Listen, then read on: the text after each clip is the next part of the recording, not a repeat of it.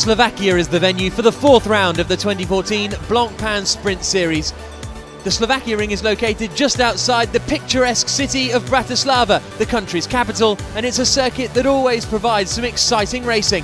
But before we look forward, let's look back to the previous round at Zandvoort. Whilst Harry Procek took the lead of the race in the Lamborghini, there was chaos in the middle of the pack. Roman Rusinov collecting Fabio Anidi's Ferrari. The two of them eliminated. Somehow Stefan Racina made it through reasonably unscathed, but that big accident brought the safety car out in the very early stages of the race. As ever in the Blancpain Sprint Series, the battling was relentless. Mateusz Lisowski passing Valdeno Brito to make up a position. After the safety car came in, Harry Procek continued to lead, but then he came in to do his mandatory pit stop, handing over to Jeroen Bleekemolen, which moved Max Goetz into the lead of the race. It was an incredibly slow pit stop though from the Lamborghini guys, and combined with a spin for Bleekemolen, it meant they were out of the running for race victory. But then the rain started to come down. Some cars gambled on wets, some opted to stay out there on slicks, and it was slicks that were the best option because soon the track started to dry and it started to come back towards the slick runners. Jeroen Bleekemolen was now in a class of his own as he made his way through the field. René Rast was looking racy, trying to get the lead of the race away from Max Buch. The HTV Mercedes leading the championship, but René Rast, the German in the WRT Audi, was pushing hard and managed to go around the outside of Buch at the chicane. An incredible manoeuvre, and it was Rast who moved the number 2 Audi into the lead of the race. It was then Dominik Baumann in the 76 Schubert BMW who was pushing Buch hard when Buch ran wide at the Masters Bosch and lost the back end of his SLS. The BMW managed to avoid him and slotted through into second position. It wasn't just up the front where the action was relentless. Throughout the field there were battles going on left, right and centre. Here Valdeno Brito looking to the inside and managing to make a move on Mateusz Lisowski in the Silver Cup WRT Audi. Despite pressure from the BMW, René Rast held on to take victory for he and Enzo Ede, moving them up to third in the championship, but it's still Max Buch and Max Goetz at the top of the standings. There were highs and lows for WRT in Zandvoort. Laurens Vanthoor and Cesar Ramos gambled on going on a wet tyre. It didn't work out for them, and as a result, they lost a little bit of ground in the championship hunt. Meanwhile, their teammates in the number 2 car, Enzo Ede and René Rast, took victory by staying out there on the slick tyres, and as a result are now up to third in the standings. But repeating that this weekend is going to be tough. Yes, for sure. We had good luck in Zandvoort. We had a good strategy with the rain, and so we finished P1 in the main race, so we will try to do the same here. It will be very hard, I think, but anyway, we will do our best. Grasser Racing won the qualifying race in Zandvoort, but problems in the pit stop and then a spin for Jeroen Bleekemolen meant that in the main race they really struggled and didn't get as many points as they would have liked to continue with their championship challenge. Jeroen Bleekemolen has never raced here before, so it's going to be a learning curve for him this weekend, but his teammate Harry Procek is confident that as ever the Grasser Racing team and he and his teammate can get the job done. We do try our best for the weekend for sure. We push for maybe first place after that, but first of all look that we have a good qualifying, good second free practice, and then we will see. All circuits what we have in a special way tricky, but this one is I think the fastest one what we have, and that makes it always very interesting. If you have a fast track, it's always much more difficult than when you have a small Mickey Mouse circuit. We're back to having 2 Royale BMW Z4s this weekend. As ever, David Fuminelli and Stefano Colombo will be in the Silver Cup, but this weekend we see the return of Alex Zanardi. He missed the previous round in Zandvoort because he was doing a handbike race, but at the Slovakia ring, a circuit that should suit the BMW Z4, Zanardi is excited to get back in the car. I look very much forward to get back in the car this weekend because it's a circuit that I love, but more than that is a machine that I've been missing a lot. It's now some time that I haven't driven, so yeah, I'm very excited to be here. The Slovakia ring is an incredible course, very fast. Some of the turns are quite different, so technically speaking it's quite difficult to find the right setup, because if you work mechanically to get the car biting the ground in the slow stuff, then you have the car quite unbalanced in the fast corners. So setup is the key word, and hopefully the BMW car will be a very good one to have in the race. Fabio Onidi and Giorgio Pantano's Bitech McLaren was eliminated before they even got to the first corner in Zandvoort. A really disappointing weekend for them. They'll be hoping to bounce back. There's a change in the second 61 Bitech McLaren as well. Daniel Lloyd replaced by 2008 International Formula Masters champion Chris van der Drift. And whilst the New Zealander has experience with the car, it's a new circuit for him this weekend. I've driven the McLaren now plenty of times. It's the first time here for me at Slovakia ring. So it's probably more than that, just getting a few laps in and seeing where the corners go really. Obviously now we're still a little bit off the pace, just to improve a bit more, continue just developing the car a bit more and then get further up the field. I mean, I think we should be definitely aiming for sort of a midway, 10, 12 to start with, and then definitely get some points. I mean, that's definitely what we have to be aiming for this weekend. The Schubert BMW squad made their debut in Zandvoort and finished second in the main race. And Thomas Jaeger and his teammate Dominic Baumann are hoping they can produce a similar performance this weekend at the Slovakia ring. It's my first time here. It's a quite difficult circuit with a lot of which requires a lot of technique, and there are quite a few fast corners, and I think our BMW should suit well the track. The only problem is maybe the main straight. It's 900 meters long and we are not the best in top speed, but in the corners we should be very good. Steph Dusseldorp was disappointed with the way his home race went at Zandvoort. He and Sergei Afanasiev no doubt hoping for better this weekend. In the sister championship leading car, Max Buch isn't here at Slovakia ring this weekend. He will be replaced by Nico Verdonk, who will join Max Goetz at the wheel of the 84 Mercedes. I think Audi will be strong like Spa, Lamborghini as well. Blancpain is second, so I think Blancpain will push like hell. I think these two guys, Audi, Rast, Vantor and Blancpain will be very strong.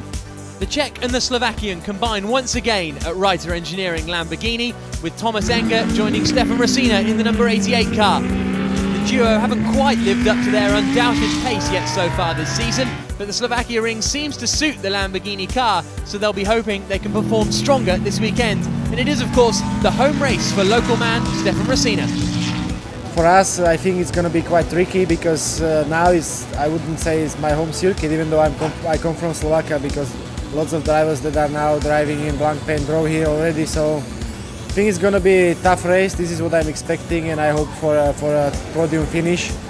But so far it looks that it's going to be really a challenging goal.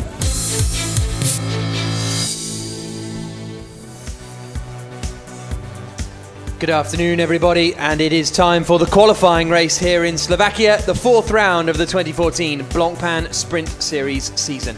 My name is Jack Nichols. Alongside me here in the commentary box is John Watson. And John, usually when we come to Slovakia, it's beautiful blue skies, baking hot.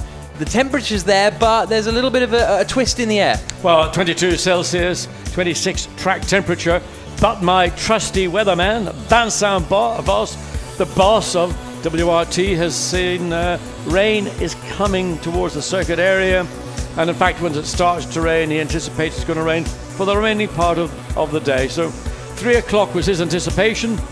We wait and see. Certainly it's going to be a real mix-up because the pit stop window opens up after 25 minutes, so if you've got to make a pit stop before the mandatory pit stop to put on wet weather tyres, then make a pit stop to do the mandatory pit stop. Sounds great for the audience, sounds great for us in the commentary booth. It certainly does, especially if we can explain it that succinctly when it all gets going. We just saw there on the left-hand side the pole position car, then the WRT machine of Laurens Vanthor. Alongside him on the front row of the grid is Jeroen Bleekemolen, second place man in the championship. Then it's Rast and Winkelhock on the next row as we go through Max Goetz and David Fuminelli. There on the left-hand side you see Thomas Enger, alongside him Steph Dusseldorp, Alex Zanardi there on the left-hand side alongside Lucas Stoltz. Then we have the Fortec Mercedes, which will be started by Aman Ibrahim. And on and on and on we go through these 20 cars. The 9 car there will be started by Stefan Ortelli, which is going to be very interesting to see what he can do, because he went off in the qualifying session, and as a result they have to start a long way down the grid. And it is René Munich in the Alinkel.com Munich Motorsports car that will start in the back of the field. So we're getting ready for the formation lap to get underway in about 3 seconds time, and then the cars will head away. And there is the green flag. The formation lap begins. A 1 hour race coming up, as John says, with a mandatory pit stop window between 25 minutes and 35 minutes. But the big question is, are we going to see the rain?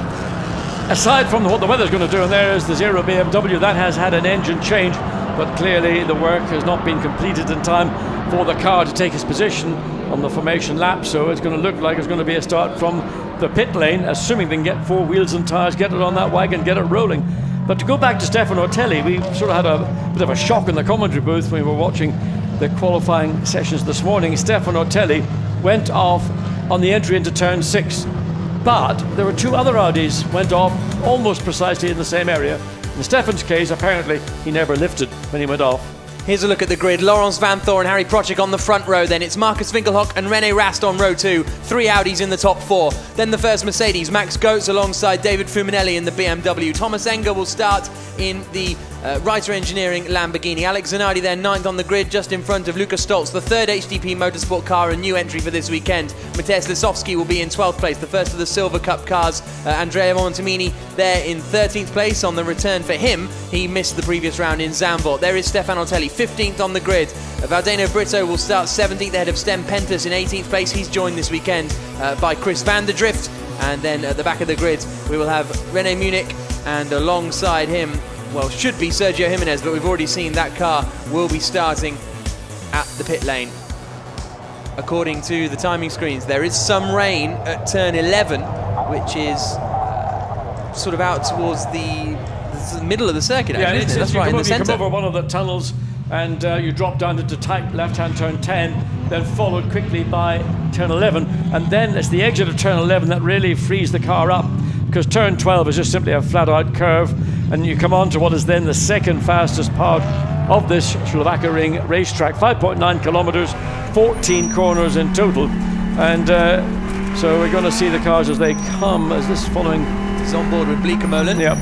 As he tries to get some temperature into the tyres. 22 cars then will be taking to the start. A few drops of rain on the windscreen you can see there, and that is the turn 11 area that they were talking about, just around, because the circuit all sort of folds in on itself. I think this is coming up, is it turn... Yeah, it is turn 9 in fact, so turn 8 they'll come out, so up. But turn 11 is just the other side of the arm. And the other side of this hill, or over this tunnel as we are following now the train of cars, you've got a tight left-hand turn 10, and then that opens up into what is it's actually quite a critical corner, because positionally turn 10 is important to give you a good run through 11, and from 11 you should be flat out through 12, and as I say, onto the second fastest part of this racetrack. You're getting into turn 13. So on board with Alex Zanardi. Indeed.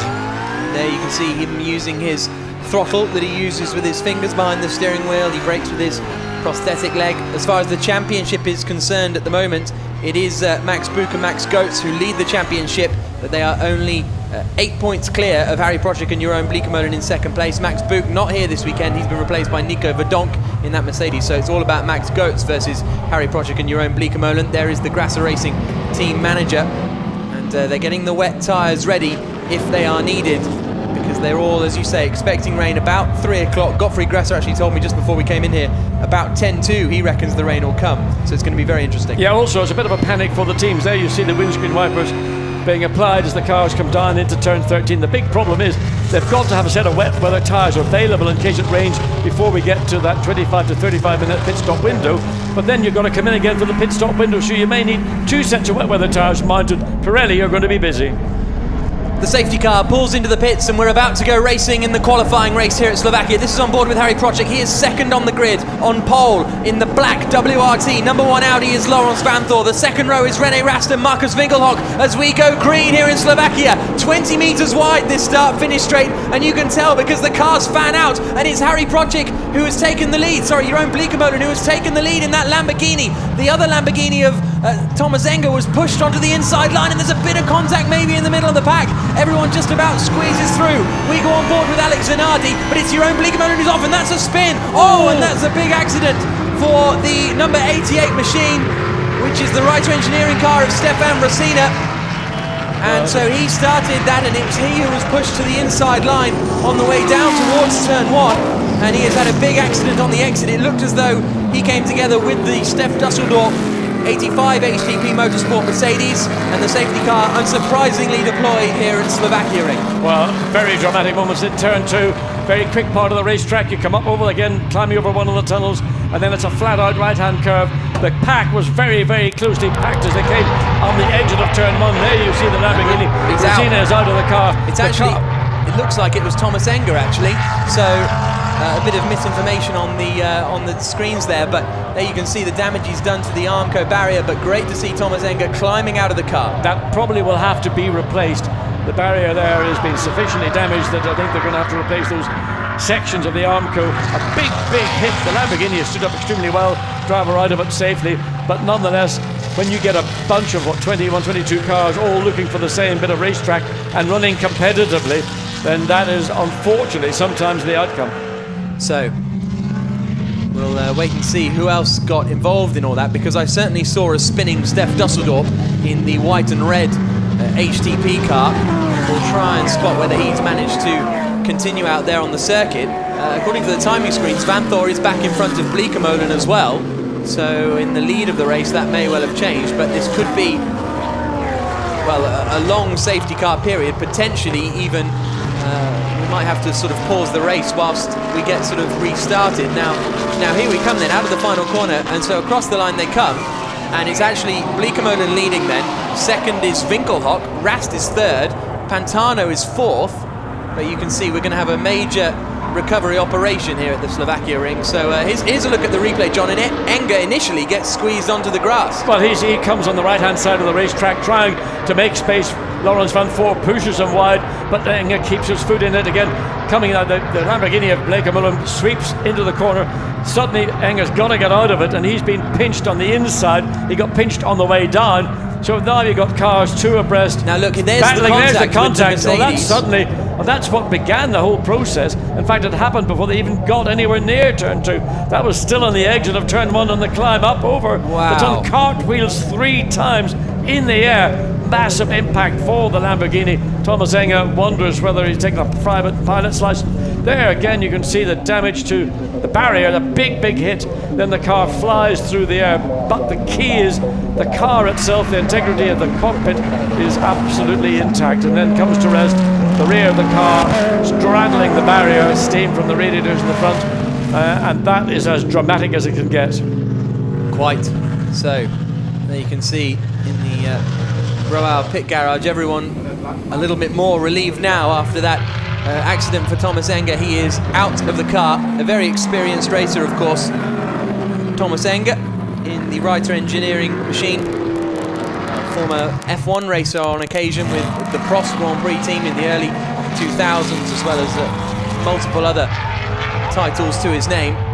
Formula 3000 very successfully as well, but you can see they've got to get that car off the barriers, but then of course they have to make sure the barriers are up to the job for continuing the race. So the race order is Jeroen Bleekemolen in the lead then, Marcus Winkelhock is second, René Rast is third, fourth is Giorgio Pantano, and I'm not quite sure how he's managed that, because he started 20th on the grid. No, obviously what happened was there was contact on the exit of turn 1, and Giorgio Pantano did what every other racing driver who draws breath, is the person who saw the opportunity and used that. There was no yellow flag at the point. He overtook those cars that are all backing off to avoid the flying, spinning, looping Lamborghini. He just was the beneficiary. Let's look again from Alex Zanardi's car. Yep, so he gets the drop, he looks to the inside, no way through there. Now we're going to see that 88 car on the right hand side. He's going to get squeezed onto the grass, all gets a bit busy with Zanardi on the inside. Now keep an eye on that left hand side Mercedes, the 85 machine. So they're going to come through turn 1, which is the right-hander. That Lamborghini you can just about see through there is going to kick up a bit of dirt, run towards the outside, and is going to come in and collect Steph Dusseldorp. The two interlock, and they go piling off to the right-hand side and into the barriers. Yeah, I mean, Steph Dusseldorp was on the outside of the corner, minding his own business. Thomas Enger was in the middle of the racetrack and then veering slightly over to the left.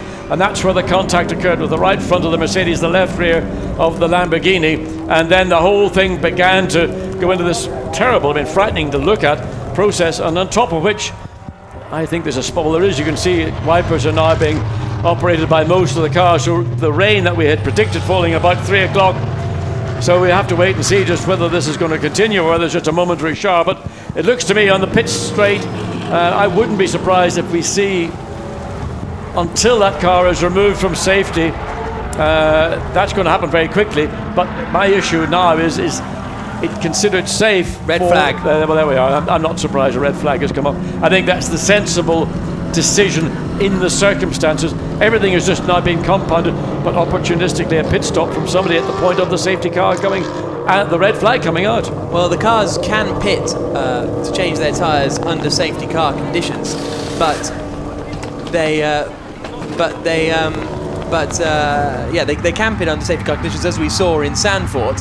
But the point is, I think you then have all the field coming into the pits, and it's really starting to rain quite hard now. So here we're looking at the replay of the start again. On the inside line there is Thomas Enger in the black Lamborghini, and that's where René Rast gets through up into second place. Then there's the bit of a kerfuffle here, and then the contact occurs, and the two cars go hurtling off towards the left-hand side. Enger almost gathers it together. Well, it hits the back of the Audi, who was just to his right, and hitting the Audi was then what speared the car literally off the track to the left.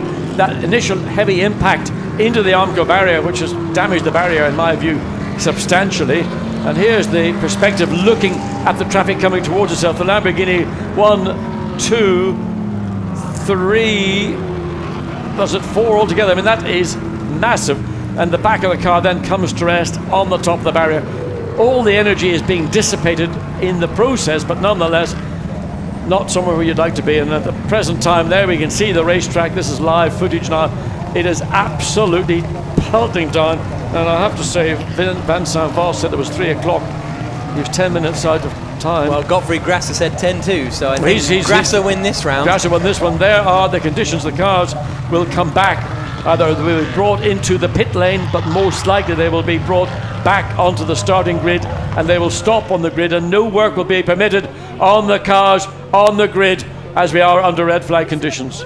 Now here's the confusion, because Audi brought the car in, well, possibly under red flag conditions. It depends. It depends how close it was. The car was coming in as the red flag was. So what are you going to do? You're going to reverse back out the pit lane. The fact is, the car was committed to coming in literally at the point where the red flag was then, or the lights were illustrated. So it's an issue, a technical issue again, another battle between the race operation and the teams. We are saying we were bringing our car in. It was legitimately coming into the pits. We knew the rain was coming. We took advantage of that because we're at the back of the field, and that was the Lasiski car. So the race has been stopped here in the Slovakia ring to repair the damage after a big accident for Thomas Enger. He is okay. There's Olivier Panis also just standing in the back of the Audi garage. We thought we caught a glimpse of him in the blue parka jacket. Races occasionally with WRT, competed in the Spa 24, I think with Hexes a couple of years ago, Olivier Panis. But he's here at the Slovakia ring watching on. And there we can see that the conditions are very, very difficult indeed. And this is how long the circuit is, because the red flag came out, it feels about 2 or 3 minutes ago now, but the cars are still creeping around. It's 3.68 miles long. Had we not had that incident in the first corner, and this race was underway, I mean, trying to drive in these conditions, it is a very flat surface, it's a very fine surface here in the Slovakia ring. I suspect that the water drainage is going to be relatively slow. It would be quite difficult for everybody, partly because of a vision perspective, but also because just the volume of water. And in fact, one of the Mercedes, what are they doing there?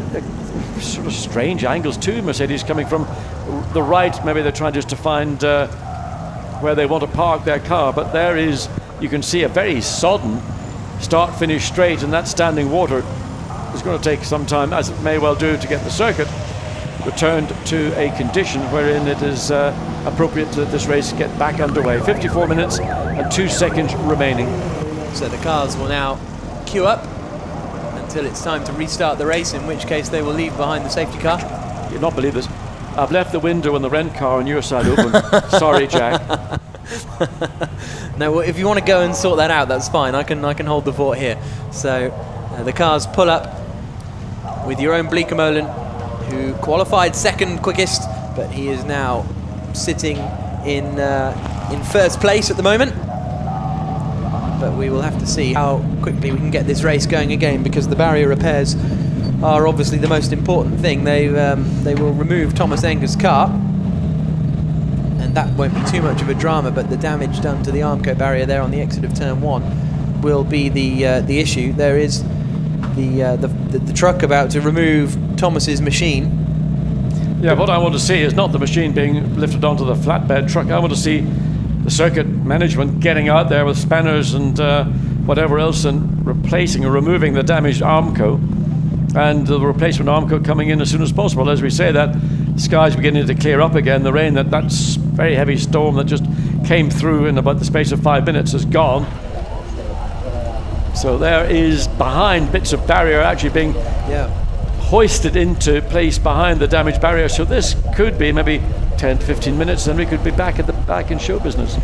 Right, well, it might be time for you to tell us about your fish before too long. But there you can see the barrier repair work going on. It's not a particularly long stretch of barrier that needs to be replaced, at least.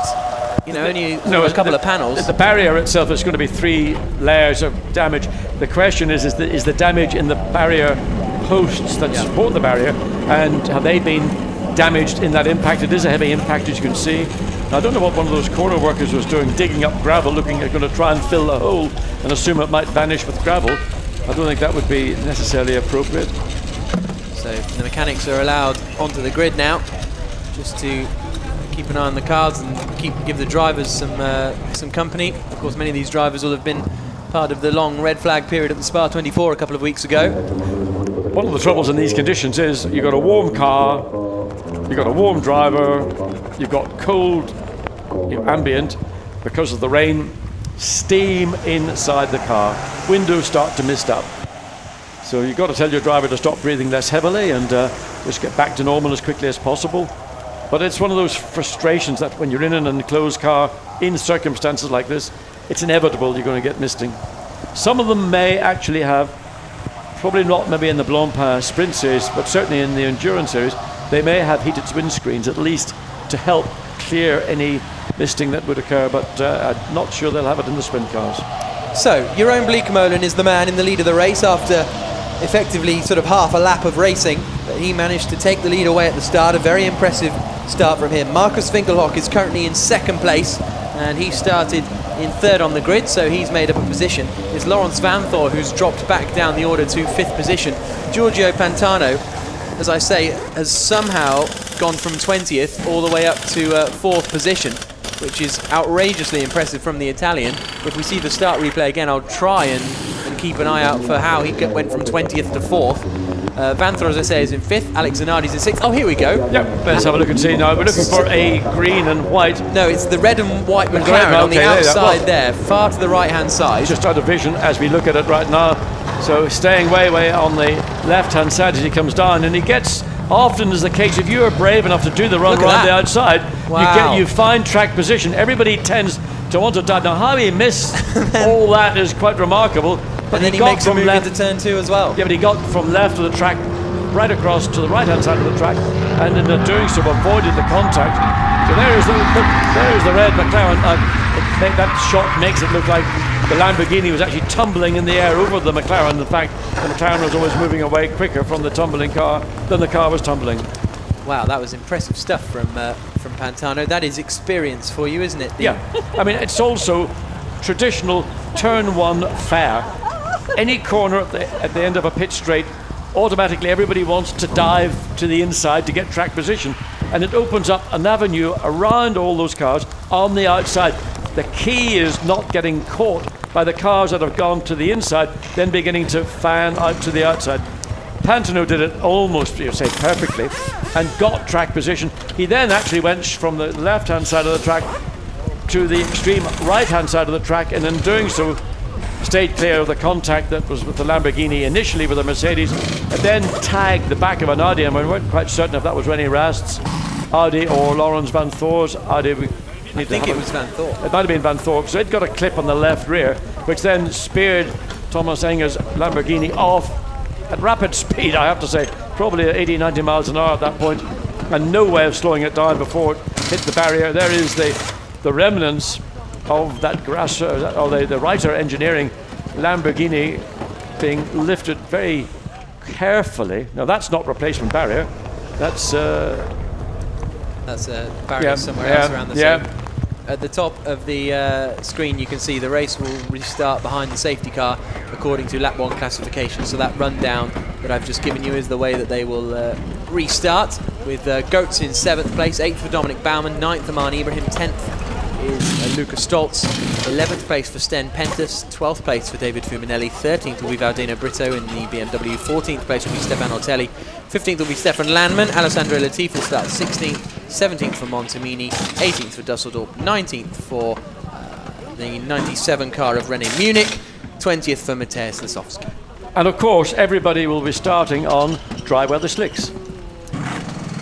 I think they'll be changing the wet tyres as we speak, John. You can hear the wheel guns. Are they allowed to do that under a red flag context? I think under these circumstances they can change the slick tyres to wet tyres, and you can see them, all the trolleys just outside our commentary box. In fact, we can see that the BMW Sport have now got all the slick tyres off the cars and have got the wet weather tyres on the cars. So under circumstances like this, the cars are still sort of technically under Parc Fermé conditions. Indeed. But there's no way race control would let them go out on the slick tyres again. Robert Ravaglia, the boss of the Royal Motorsport team, the BMW Italian team, of course a great driver in touring cars and in GT cars in the late 90s, and an all-round, I would say, good guy. He was pretty vital in getting Alex Zanardi back in the race car. It was sort of his idea, really. He called up Zanardi and said, do you fancy racing some GT3 machinery? And Alex, who we can see there, was very keen to get back in the cockpit, and a wonderful performance in the main race at Brands Hatch. Saw him finish in 5th place, having started right down the back of the field. And you can see Zanardi there. But just, I mean, that's you can see the perspiration on his face. That's simply after 1 and a bit laps. Not even 1 and a bit laps. Literally half a lap. And when you're in the car and you're in action, as it were, your body temperature, everything is at a different level. So he's now got his helmet off, which is going to help, of course, in getting him cooled down, but also probably assist in not getting too much steam inside the car, too much moisture on those windows. A bit of safety. Now, is that the consequence of the compact?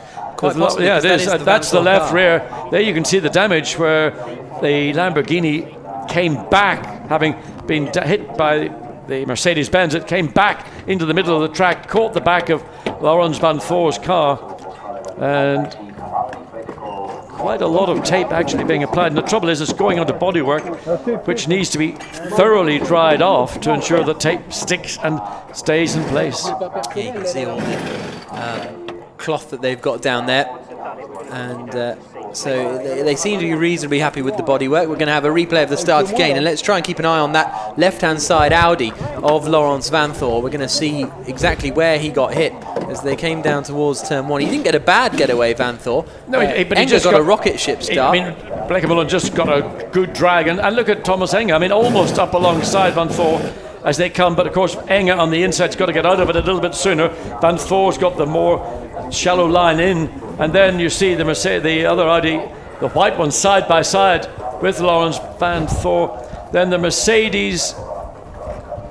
Van Voor gets a slow drive out of turn 1, and here's the contact there. Yeah, but it's just Thomas Enger in the middle of the track running out to the outside of the track.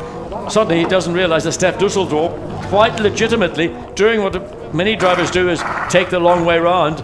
In other words, go around the outside. But the danger of doing is you put yourself in jeopardy from a car that is coming from right to left in the case of the right-hand corner at the end of the pit straight, and the consequent damage. But that is extreme. So the Lamborghini goes over and over and over 4 times, and finally, safely for Thomas Enger, thank goodness, comes to a rest. So the damage to the car is terminal, but to the racetrack it's temporary, and that's the work that's being carried out while we're under this red flag. So you can see bits of grass from the car of Stef Dusseldorp. So he got shunted a little bit off the track on the exit of turn 1, and large doesn't seem to have much damage though, does it? No, it doesn't, but it doesn't have to be so much, because the car at that point sort of tippy-toeing around the outside anyway. So large turfs being dug from the left side of Stef Dusseldorf's Mercedes. So there'll be 54 minutes and 2 seconds remaining when we get going again. There's the Reiter Engineering Lamborghini, and I said at the top of the show that they haven't quite shown the sort of pace that the two drivers undoubtedly have, but unfortunately they haven't been able to show that here either. And there you can see the track is looking reasonably tidy. What they've done is they did shovel a whole load of gravel into the gap in the Armco barrier, and what they've done is they've taken tyre bales from somewhere else and mounted them in front of the barrier. And in the meantime, you've got a couple of cleaners on the circuit clearing up all those turfs that got thrown onto the circuit, principally by Steph Dusseldorf's Mercedes coming back on again as the car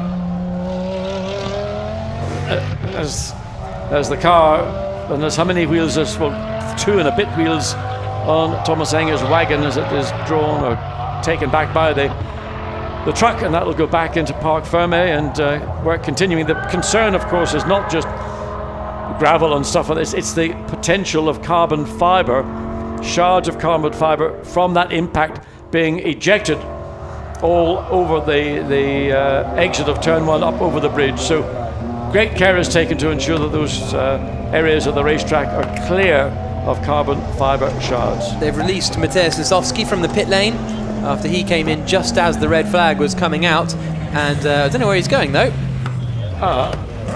So he's going to slot in 20th. Well, he should slot in 20th place in theory, which is just in front of the last BMW team. Oh, I see. Okay, so we are seeing the classifications on lap 2 on the timing screens, but it'll be from the classifications of lap 1, which will reasonably be the same, except for Lisowski, because he would have come into the pits and then dropped down the order during the classifications that we have, if that makes sense. So most of it is going to be as it is, because it came out behind the safety car, except for Lisowski. So that's just cleared that little interesting anecdote up. The 10-minute board has been shown a couple of minutes ago, so we should be getting underway probably about 3:15 local time, and you can in fact see the local time on the very nice big clock by the starting light gantry. So not too long now before we get racing back underway, and I have to say, considering the accident of that size, that's quite an impressive turnaround. Well, I mean, what the circuit has done is, rather than replace the barrier, they have opted to shovel a whole load of gravel into the hole, which we saw one of the corner workers doing, and then they've placed a tyre bale at that part of the barrier where it has been damaged, and there's quite a gap between the second and bottom there, the middle and bottom there, but clearly, that's been deemed to be satisfactory, and let's hope it doesn't get put to the test. So Zanardi getting his helmet back on, and he will be resuming in 6th place. So he managed to get in front of his teammate Fuminelli at the start. Fuminelli, who started in 6th place on the grid, is now running down in 12th position, so he lost out at the start of the race as well. It really was, and you always get that here at Slovakia. It always just gets a bit congested into that first corner. We had it here last year. I think Peter Cox got pushed off, as did Alan Day in one of the HTV Mercedes, just because they can almost go 5 or 6 wide down into the first corner. But it's always the same old story. Everybody dives to the inside, whether it's here or any other racetrack in the world, and there are those that quite legitimately see an opportunity around the outside. The only problem of going around the outside is that you have to be aware that people that are on the, what I would call, legitimate line for that corner are on the exit going to sweep out to the exit of the corner. And if they're not looking to their left, they're looking either directly ahead or who's coming up, maybe up their inside. So they're sort of blindsided. But, it's a responsibility of a driver to be aware of what is going on, and it's easy to sit here in the commentary booth and make these observations. I've been in this situation. I've used the outside line successfully, but you have to be aware that somebody might, lunatic or otherwise, and in this case Thomas Langer was not being a lunatic, he was doing what he thought was legitimate, and he found himself in contact with a car that was actually in the bit of racetrack that he wanted to use. So there you can see the car of Stefan Otelli. We saw him drying off his boots and climbing back inside the cockpit of that WRT car, and pretty soon the race will be restarted once again, and it'll start behind the safety car in single file. There's René Munich down towards the back of the order, 19th place for him. It'll be 20th actually once the cars get up and running.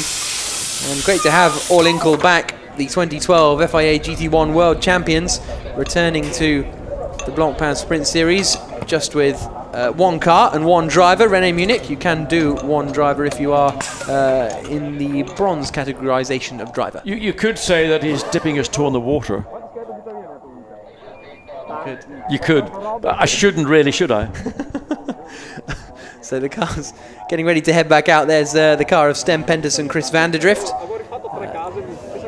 And it is Sten Pentus who is driving that car. How much progress did he make? So he managed to get up to 11th place as well, from down in 18th on the grid. So both the Bitec McLarens making very impressive starts.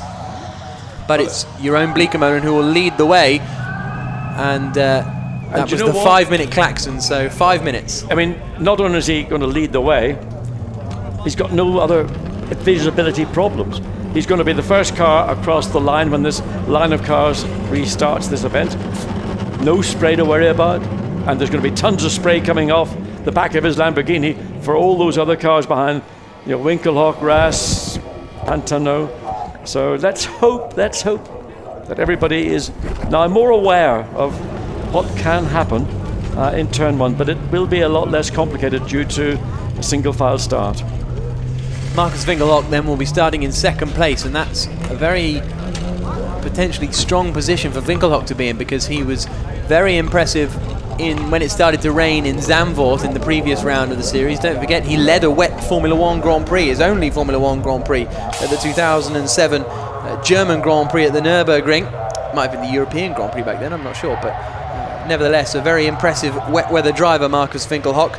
So he's going to be one to watch out for. And will we see a sort of bottleneck form behind Giorgio Pantano in 4th place? Because that Bitec McLaren qualified in 20th position. So to be up there in 4th might not be able to have the paces of the likes of Laurens Vanthoor and Alex Zanardi behind. In fairness, he had plenty of squirt coming down start finish straight to stay on the left hand side and get himself into a very good position on the entry into turn 1, the right hand turn 1. So whatever the McLaren performance reasons are, certainly under acceleration up to turn 1, they didn't get dropped by the rest of the field. So just 3 minutes to go now before the race is restarted. As the safety car pulls away, the clock will start to tick again, and I mean, in theory, we'll just get one lap behind the safety car. So this race has had 5 minutes and 58 seconds, and we've got to go to 25 minutes before the pit lane opens.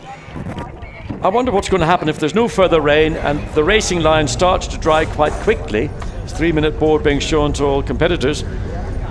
It's going to be a bit of a juxtaposition as to, do you sort of baby your tyres so as you only make one pit stop to make your pit stop at the mandatory period, or if you go a little bit aggressive, a little bit hard, maybe you're battling with somebody, and in the process of doing it you start to lose performance from the wet weather tyre to such a degree that, well, do I make a pit stop or not? It's I think everybody's going to try and baby it until that pit stop window opens up after 25 seconds.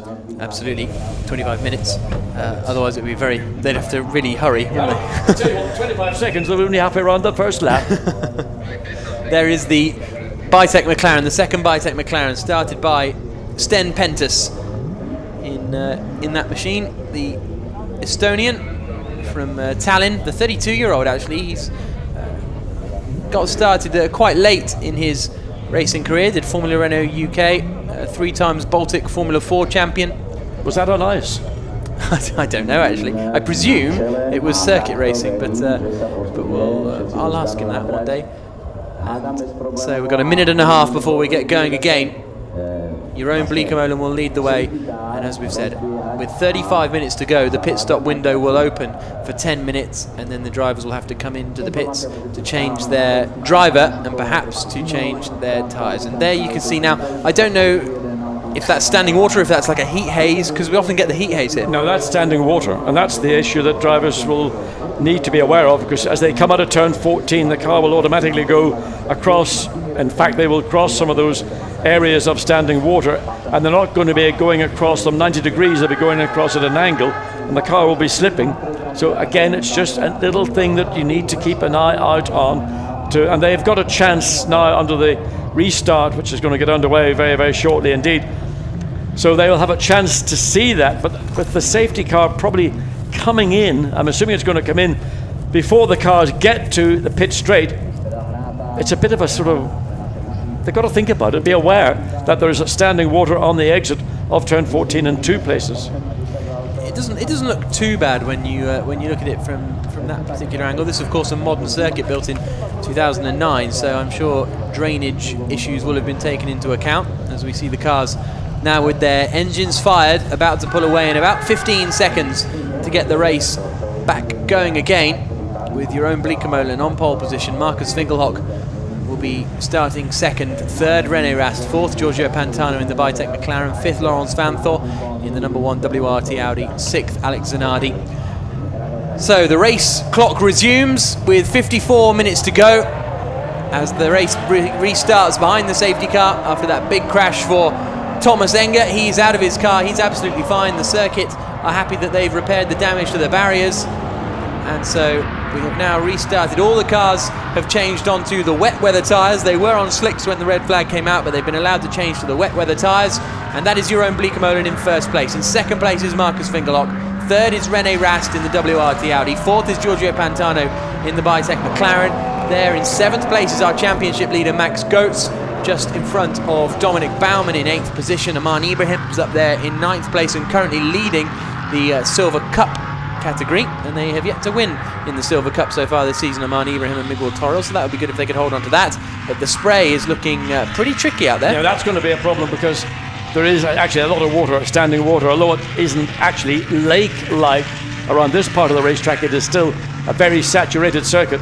So visibility, once the lights go out and this race gets back underway, for everybody behind Jeroen Bleekemolen is going to be an issue. And certainly those in the midfield to the tail of the pack coming up into turn 1 are going to have to be vigilant, because they are going to have to be prepared to take avoiding action. If one car should happen to get out of shape, then everybody else is going to have to be prepared to take avoiding action. And even as they come through turn 3, you can still see areas where there are little rivulets running through.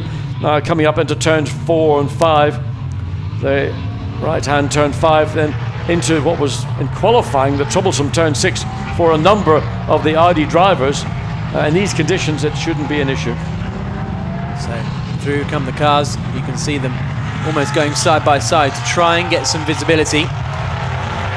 No announcement yet that the safety car will be in this lap, so maybe they'll give the drivers a lap or two before we go racing again. As they then drop into this left-hander, you can see the lights still on the safety car. This is through now the very quick left-hander at turn 9, where we saw Stefan Otelli have a big moment back in 2011, I think it was, 2012 it would have been, and he managed to emerge unscathed. It was spectacular stuff. And this Slovakia ring circuit, John, it's pretty quick. I remember you taking me around in the course car a couple of years ago, and it's, you know, it gets the heart rate going. Yeah, it is a high-speed circuit. It's got this particularly coming into turn 10 here is a slower part of the racetrack, but the issue that we had was Otelli's Audi almost vaulting over the barrier as they descended down into turn 10, and it was potentially a frightening accident, but nothing subsequently came of it.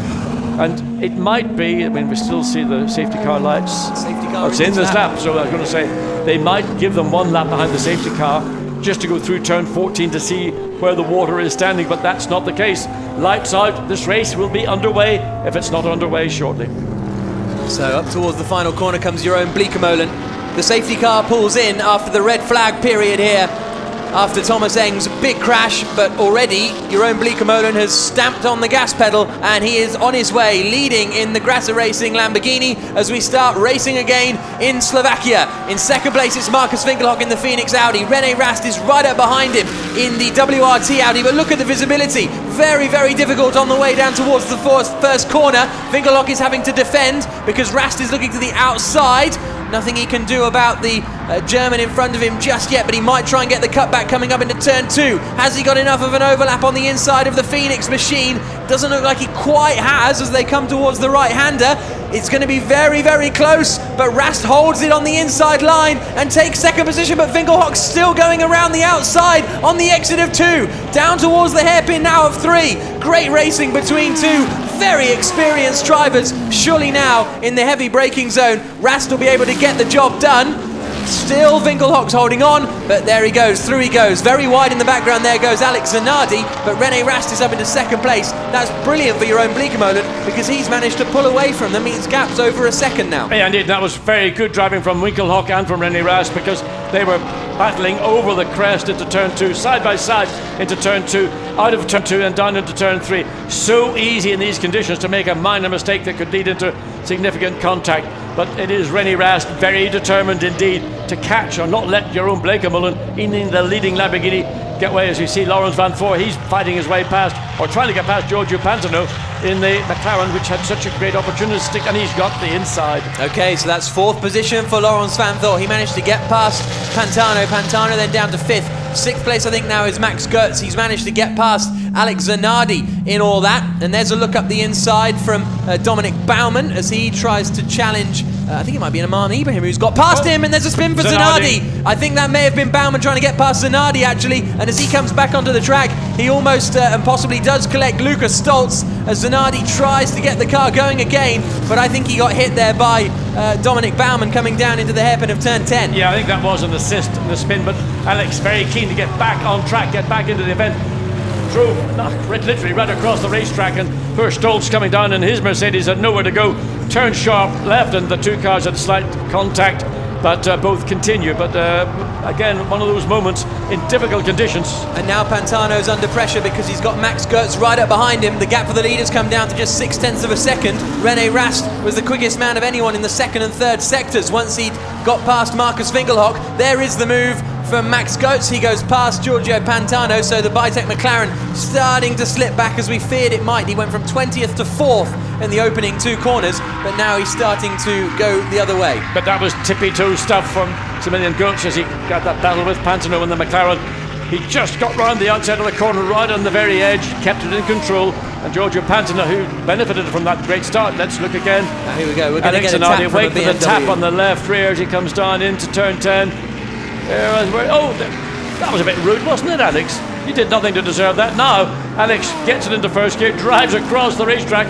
There's the Mercedes coming down, slaps it sort of almost side on, and confusion and mild panic, I would think, for Stoltz. Of course, when Zanardi's turning the wheel full circle like that, he can't really access the throttle, which is possibly part of the problem as he tries to recover there. But Jeroen Bleekemolen, it is leading the way. What's his advantage? It's only a couple of tenths of a second, really, over René Rast. Bleekemolen was quicker in Sector 1, but it looks as though Rast has been quicker so far in Sector 2. And there's a look from Baumann. He goes past Giorgio Pantano now. So that is going to be 6th place, I think, for Dominic Baumann. And Pantano drops down into 7th spot as they all try and make their way up the order, and Max Goetz has just set the fastest first sector of anyone. I think the difficulty that Giorgio Pantano's got is he's got a car that would probably work really well in dry conditions. In these wet conditions, the car just isn't giving him the feedback, the confidence to maintain his position, and I suspect that might be a case also with Jeroen Bleekemolen, who's fallen really into the arms of René Rast, who has been hunting him down since this race got underway some 5 minutes ago. This is Valdino Brito under attack from Aman Ibrahim, looking to the inside, and around the outside of them is coming the car of Mateusz Lasowski, the Silver Cup WRT machine. But where's he gone? Where's he gone? He's there in he the is. gravel. He's in the gravel. I realised he wasn't there, and more big turfs kicked up onto the racetrack. And so that's not gone well there as they come across the line now. And that was actually Stefan Ortelli, my apologies. It was Ortelli who went wide, not Lasowski. I thought it was Lasowski challenging them, but it was Stefan Ortelli who tried to go around the outside, but ended up bouncing through the gravel trap. So Jeroen Bleekemolen leads, half a second ahead of René Rast. 3rd is Marcus Winkelhock. 4th is Laurens van Voor. 5th is Max Goetz. 6th is Baumann. 7th is Pantano. 8th is Brito. There you can see the order coming up at the bottom of the screen now as they come through the first sector timing screen, and Laurens van Voor has just gone 0.6 of a second quicker than our race leader in Sector 1 alone. Impressive stuff from Van Voor, but it's Bleekemolen here in the Grasser Racing Lamborghini who's leading at the moment. Well, Laurens van Voor has got a little bit more visibility, and he's not literally running right under the rear wing of a car ahead of him, but there is, absolutely couldn't get any closer than that René Rast, almost shoveling up the back of the Lamborghini as they come through turns 8, then into this uphill and up the inside. Can he make it stick? Not quite. He hasn't quite got enough of an overlap there as he tried to nose his way Turn 8, past. yeah, into turn 8 now, turn 9. Not somewhere you'd expect to see an overtake manoeuvre. Under brakes into turn 10, probably too far back, but not to say he won't have a look, because he's putting the car in that position, He's and going he's for going to it. have a look at it. Oh, but Bleekemolen sees him coming, leaves him enough room for there not to be contact, but is that going to compromise his run out of this sequence of corners now? And Rast may have an opportunity going down towards the penultimate turn. Out now, onto the back straight, almost nothing between them, maybe a car length, maybe half a car length now. Bleekemolen will surely have to defend as he comes down into the penultimate corner. Rast is going to look towards the inside, but he's still not quite close enough. Bleekemolen goes a little bit wide and Rast sees the inside line and forces his way past. Rene Rast takes the lead of the qualifying race here in Slovakia, sees the gap, gets it done. Yes, and I think the reason is that you see the Lamborghini, as in the case of the McLaren, great dry weather setup, not quite as good in the wet weather, and that's where the Audi is scoring. We're seeing Rene Rast take the lead of the race. Laurens van Voor flying in 4th place. Look at the spray, look at the clouds. I mean, they're pretty much to the far side of the circuit. Nevertheless, it wouldn't be a surprise before rain would fall again before this race is finished. Yep, it doesn't look like it's raining at the moment, but Rene Rast is now in the lead of the race, and only half a second behind these guys is Marcus Winkelhock, with Laurens van Voor closing in pretty rapidly as well.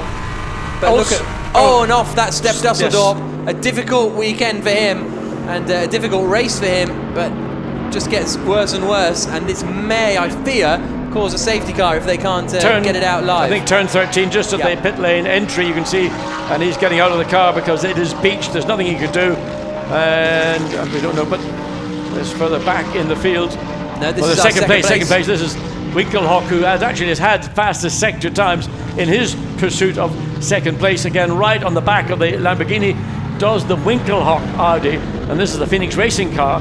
Has it got the same kind of performance in the lower speed corners that we saw from Rene Rast? Through they come, the tight and twisty sections of this circuit before the quick left-hand flick into turn 9. Rene Rast is starting to edge clear, only by a couple of tenths in the first sector, but enough to give himself a bit of breathing room. But Marcus Winkelhock tucked right under the back of the Lamborghini of Jeroen Bleekemolen as they then drop down into turn 10. Side-by-side action here as Giorgio Pantano loses out of position to David Fuminelli in the 34 Silver Cup Royal BMW. And so that is a change for 9th position. Fuminelli up into the top 10. Brito and Ibrahim have recently got past, so Valdena Brito's 7th, and it's 8th place for Roman Ibrahim. Back to this battle. Yeah, it's the 4th car in this battle, the one to keep an eye on. Laurens van Voor has closed up, or is closing up to the tail of Marcus Winkelhock in 3rd place, and essentially now the pace of these leading 3 cars being dictated by Rene Rast, who had the pace to get ahead of the Lamborghini, has opened up just under half a second of an advantage on the previous lap, come across the start-finish line. It's up to, well, just under a second. So Rast has taken 0.5 of a second of an advantage out of the Lamborghini in second. You've got Winkelhock all over the back of the Lamborghini, but it's the 4th car, the one I'm watching. There it is, Laurens van Voor. He is the driver I think is going to be the real threat to the lead of this race. We saw a tractor making its way to remove Stef Dusseldorp's HTP Motorsport Mercedes, so that means we shouldn't get a safety car, and reportedly it was contact with Sten Pentus in the McLaren that put the Mercedes in the gravel trap. But look at these 3, absolutely nose to tail as they crest the hill and drop down into the right-hander of 3, and look how late Winkelhock was on the brakes there, almost going into the back of Bleekemolen. Rast isn't totally escaping up at the front. No, he's not. I mean, now that he's got the lead of the race, everything has begun to settle down, but principally I think Jeroen Bleekemolen has found a way of consolidating his second place, denying Winkelhock the opportunity to pass, and in course letting Laurens van Voor, who is now running close, look at the back, he's going to try and get so close to Winkelhock, can't quite do it around these very tight twisty curves which comprise the back of the circuit, 5, 6, and then into turn 8. There's more runoff on the exit of turn 8, but you don't really want to get too close to it. Painted red and white lines, always much slipperier after rainfall. Then into quick turn 8, it's got to be a bit of a breathe. It's not flat out as it is in the dry. Then the run up the hill. Now can Van Voor think about looking down the inside of Winkelhock? He goes defensive because Van Voor did it. He's going to go the long way around, but it's wet on the outside. couldn't get that stopped, could he, Laurens Vanthoor? I thought he was heading to the gravel trap for a moment, but he just managed to get the car stopped in time as he attacks Marcus Winkelhock in front of him. The Phoenix Audi of Winkelhock. We're on board with the WRT car of Laurens Vanthoor in 4th position at the moment. He'll be handing over to his teammate Cesar Ramos when the pit stop window opens in just 4 minutes' time. And it doesn't look as though it's going to be dry enough, surely, for slick weather tyres, but we'll look into that a little bit later. Little dab on the brakes mid-corner from Winkelhock to get himself straightened up and back on the throttle. And all this means that, let's not forget Max Goetz and Dominic Baumann, they're coming with them. Yeah, I mean, again, the pace is being dictated by René Rast, but he's not pulling away. The gap he's gained a 1/10 of a second overall, but the reality is it's nothing. And Jerome Bleekemolen consolidating in 2nd place. Marcus Winkelhock having his pace basically dictated to by Jerome Bleekemolen. And now we see this battle for 4th place or 3rd place, whichever way you look at it, between Laurens Vanthoor. Vanthoor got a really good sniff of 3rd place down into turn 10. He chose the long way around and he had to sort of go through the puddles to do so, and didn't know, and he just runs so wide coming out of turn 2.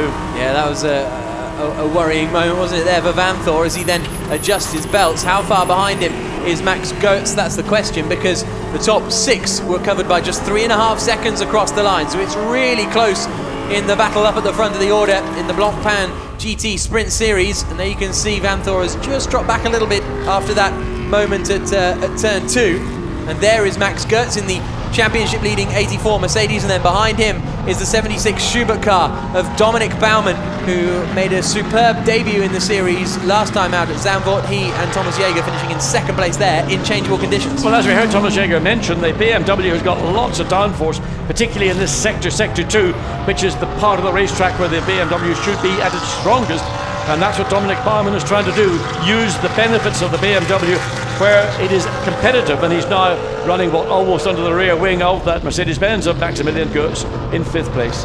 A little look there at David Fuminelli, still doing battle with Aman Ibrahim, and in fact he's in front of Aman Ibrahim now. So this is the battle for the lead in the Silver Cup, and Fuminelli has taken it away from Aman Ibrahim. The Silver Cup is for silver-rated drivers under the age of 25, and if they do well they can win a huge amount of prize money.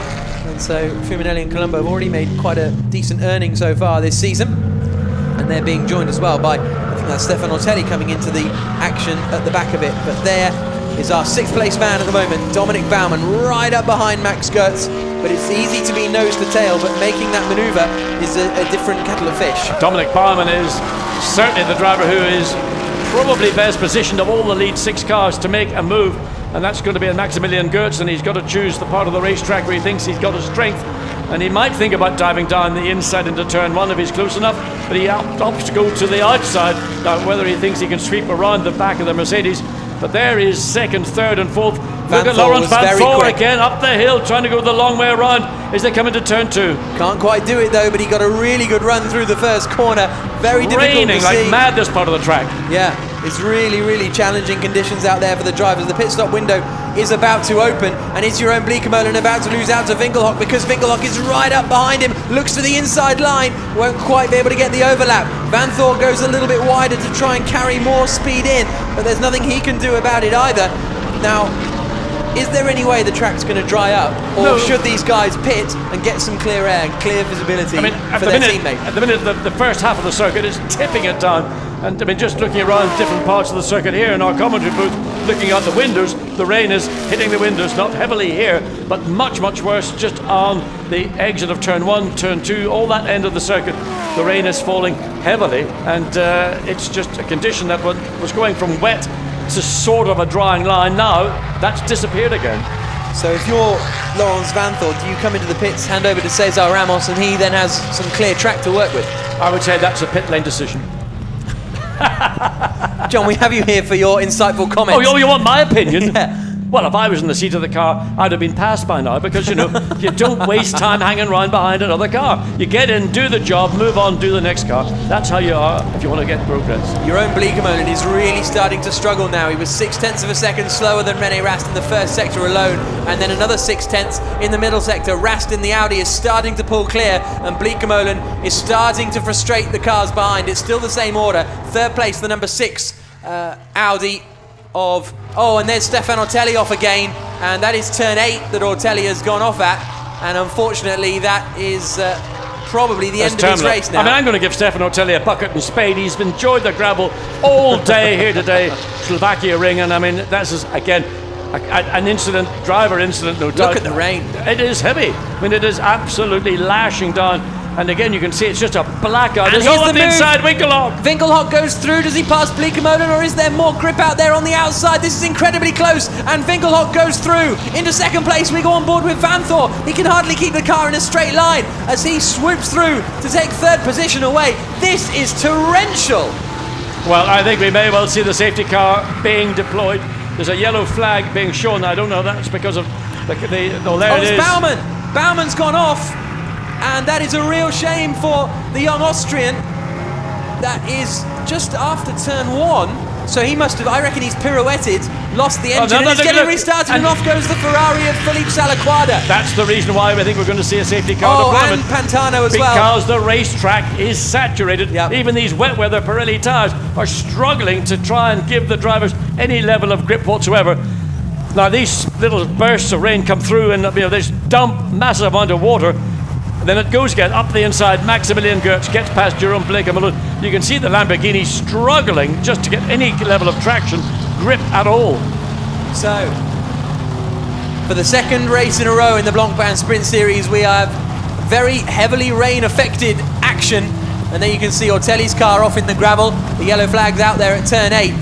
The René Rast is leading the way. Marcus Winkelhock is up into second place. It's third for Laurens Van Thor. Danger of aquaplaning has just come up on the race control screen. That's a no-brainer. I wonder who in the stewards room came up with that idea. I mean, so there we can see cars and drivers rather getting ready in the pits to change over. Safety car has been deployed. I wonder why why did we have to wait so long? It was clear a lap René ago. Rast, look, there's René Rast in the number 2 Audi. What has happened to Rast? He's dropped well back down the field. So does that mean Marcus Winkelhock is now leading the race? I think Maximilian Goetz was the beneficiary of that. No, but here's Winkelhock. There's Winkelhock coming to the yellow all around the circuit, I believe. He leads the race. Laurens Van Thor will now be in second place, and the cars will now pick up the safety car. Will we see them diving into the pit lane this time around? Some of the guys may choose to, but some of them may decide to stay out. And it looks as though the 76 car can't get going again. In comes Van Thor. He's one of them to come in. And so why wouldn't Winkelhock come into the lead? I think that's Van Thor and Rast coming in together. They're all coming in. Why wouldn't Winkelhock come in? He's going to now queue up behind the safety car. I don't know. I mean, there's no obvious reason other than, it looks like it's maybe a poor call, but it's an issue that these calls are made in conjunction with the team in the garage. They know what's going on. The driver sometimes has to take that lead. The driver can also say, I am coming in, I don't care. I am coming in, I want to change driver, I want to put another set of wet weather tyres. But others are choosing to stay out, so it seems a strange call to stay out under the safety car, and the safety car can stay out as long as it needs until track conditions are safe for racing to resume.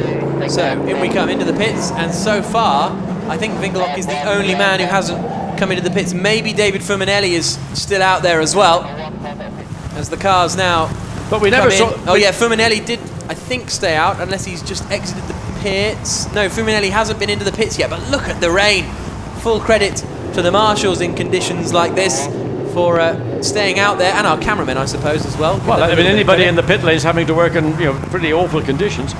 And even for a driver, I mean, these cars are enclosed cars, but they don't have that nice gap or seal between the door and the door surround, so they can get wet inside. It isn't always that the driver is in a nice dry environment. Giorgio Pantano handing over to Fabio Onidi, his McLaren teammate Zanardi changing his tyres out there, but this is some really proper rain coming down here at the Slovakia ring as the cars head out back onto the circuit. And this is the heaviest rain I've seen in a Blancpain sprint race possibly ever. Okay, it's the first season of Blancpain Sprint, but nevertheless, you see what I'm getting at. This is very, very treacherous. Well, tell you what, the garden needs it. It does. You're absolutely right there. But maybe they don't need it here in Slovakia, and maybe we would prefer it wasn't here in Slovakia. That BMW could do with getting its lights on. There is. It was actually Andrea Montemini, not Philippe Salaquada, who spun that Ferrari off at the first corner. And so that looks like the end of the race for the Scuderia Valour Corsa squad. And what a mixed up grid this is going to give us tomorrow, just to focus slightly ahead if we ever get this race finished by tomorrow. Well, I mean, we will get the race finished, but how long it will continue under safety car is really out of the hands of everybody here. It's in the hands of nature right now, and the rain is falling even more heavily than it's done at any point since this race got underway. You can see the amount of water that's being everywhere. I mean, just look at the puddles around the racetrack. You can see as the Audi went through. That's nice. Sergio Ramos at number 1. And I mean, these are the worst nightmare for a racing driver. You've got limited visibility. You're probably getting soaked in the car. You're probably getting a certain amount of misting now because you're under the safety car again. So the volume of air that flows through the car. Again, look at the BMW, the volume of water on the outside as they come. I'm not quite sure which part of the, difficult to tell which part of the racetrack that's coming through turn 2. I think it is absolutely lashing it down. There's Stefano Colombo. His teammate David Fuminelli didn't come into the pits, nor did Marcus Winkelhock. But look at that, Marcus Winkelhock, it took him 2 minutes to go through the middle sector. It took a 1:57.7. That would have given him, you know, a front row grid slot if he'd have done that over the whole lap, but he only did it in the middle sector. That's the sort of pace we're crawling around at. The safety car has picked up Winkelhock then, who's in the lead of the race. I'm doing inverted commas because he has to come, and he'll have to come in now on this lap because otherwise he won't have time to get around again. So we're going to be in this bizarre situation where Winkelhock will... He's staying out, he's rolling the dice. He's got 3.5 minutes. Yes. They're not going to do a lap in 3.5 minutes. He's got 2.5 minutes actually. Well, yeah, with 3.5 minutes, whatever. But I mean, he's got to come in this next lap, otherwise he will be out of time. But that took them 4 minutes to do a lap. That's what I'm saying. He's going to run out of time. Yeah. So whatever. Where's the racetrack and where's the sky? Can you tell? No. So something has gone on at Phoenix Audi, and the red flag has been thrown for the second time in the race, and maybe that's why they decided to stay out. Well, that might be the most inspired call of the afternoon so far. But they'd still have to make a pit stop even when the race restarts, I suppose. But anyway, the race has been stopped for the second time here at the Slovakia ring. It's turning into a long afternoon and a wet afternoon, and the rain is still lashing down. I don't need to tell you that really. I can stop informing you of the weather conditions, but it is absolutely horrific, the conditions out there on the circuit. So the cars will now come to a halt with 28 minutes and 9 seconds remaining on the clock, and presumably they'll just sit it out for a bit. Well, they're going to sit it out until the rain stops, and the forecast that I was given was that it doesn't intend to stop. That was the forecast that came from well, I'm nothing to do with WRT weather forecast. It said it would start raining around about 3 o'clock. Well, they got that slightly wrong in terms, it came 10 minutes earlier, and it would more or less continue unbroken all the way through until this evening. I mean, we're going to get soaked going to the rent car, for goodness sake. Oh dear. You get your priorities. You left the window open, didn't you? No, I closed it. I did actually keep it closed. We're seeing a nice slow-mo of the Alex Zanardi pit stop. You can see the chap's goggles have gone amiss as he gets to work on the front left, and then the car, oh, that's him pulling out the air jacks, and it drops to the ground, and then watch these and the rear wheels will spin up and he'll head away. But there are the cars then on the grid. Jack, you just said something, the rear wheels will spin up. Do you realise in Australia, in their Super V8s, if you leave the pits and spin a wheel, you get a penalty? Really? Absolutely. A bit small-minded of them, but anyway. Boring, isn't it? It's a bit boring. That's the rules and regulations. It's to avoid a car fishtailing as it leaves its pit block. Potentially, if somebody happened to be in proximity, that they could get clipped by a car fishtailing. Stefan Sarazan, for the first time. Got it in, didn't I? Yeah, exactly. For the first time ever, I saw some 11s laid down in a garage the other day. As Stefan Sarazan booted his car out of the garage, he left 2 long trails of rubber going out of the garage. It gave us quite a fright as he pulled out into the pit lane. But now he had a full charge then, didn't he? He did. And, or was a full charge. Yeah.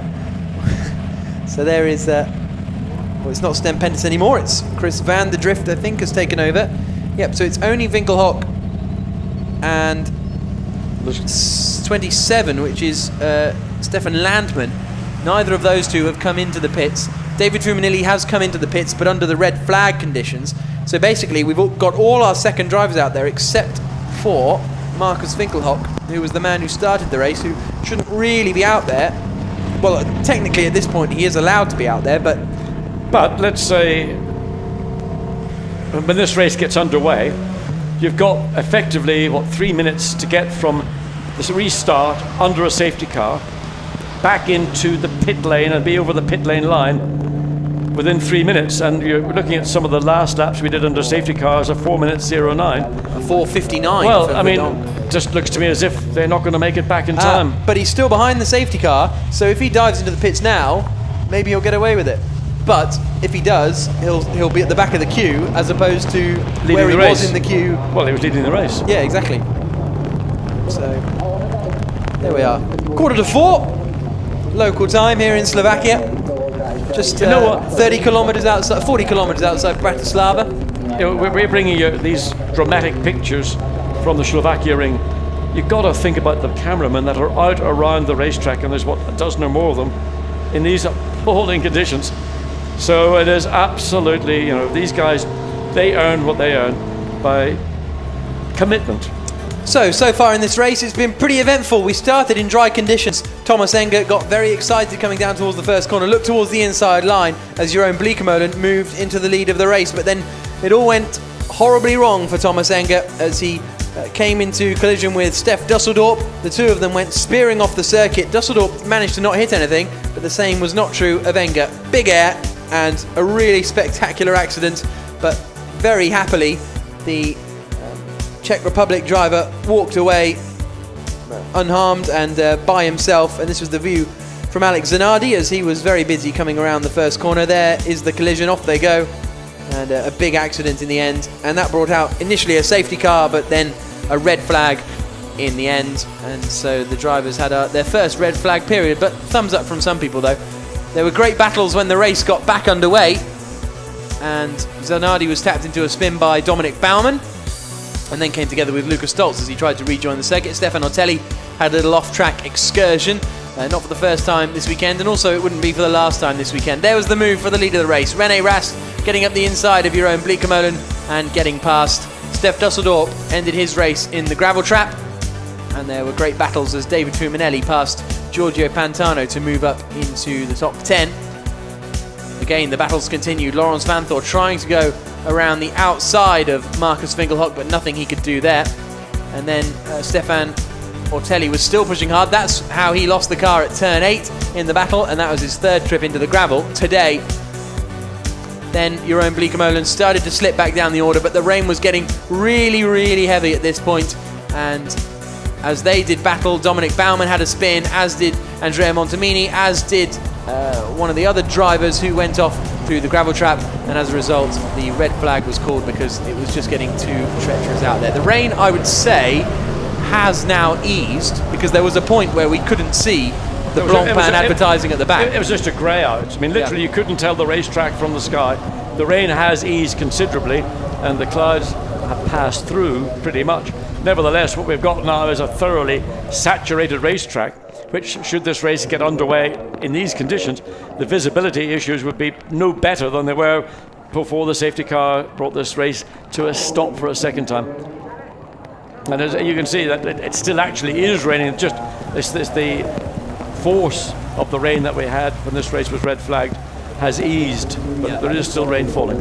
Yeah, absolutely, but it was a total downpour. There you can see the roof of Marcus Winkelhock's car, who is currently sort of in the lead of the race, but we'll have to wait for it to shake out because he still needs to hand over to his teammate, the Austrian driver Niki Melnov, but he hasn't done that just yet. But a very experienced and quick driver, Marcus Winkelhock, started his car racing career back in the late 90s in Formula Koenig.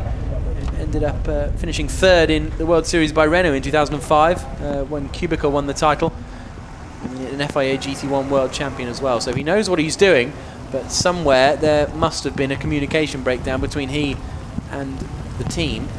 And by the looks of it, he's staying out there on the circuit, as we thought he may potentially come back into the pit lane.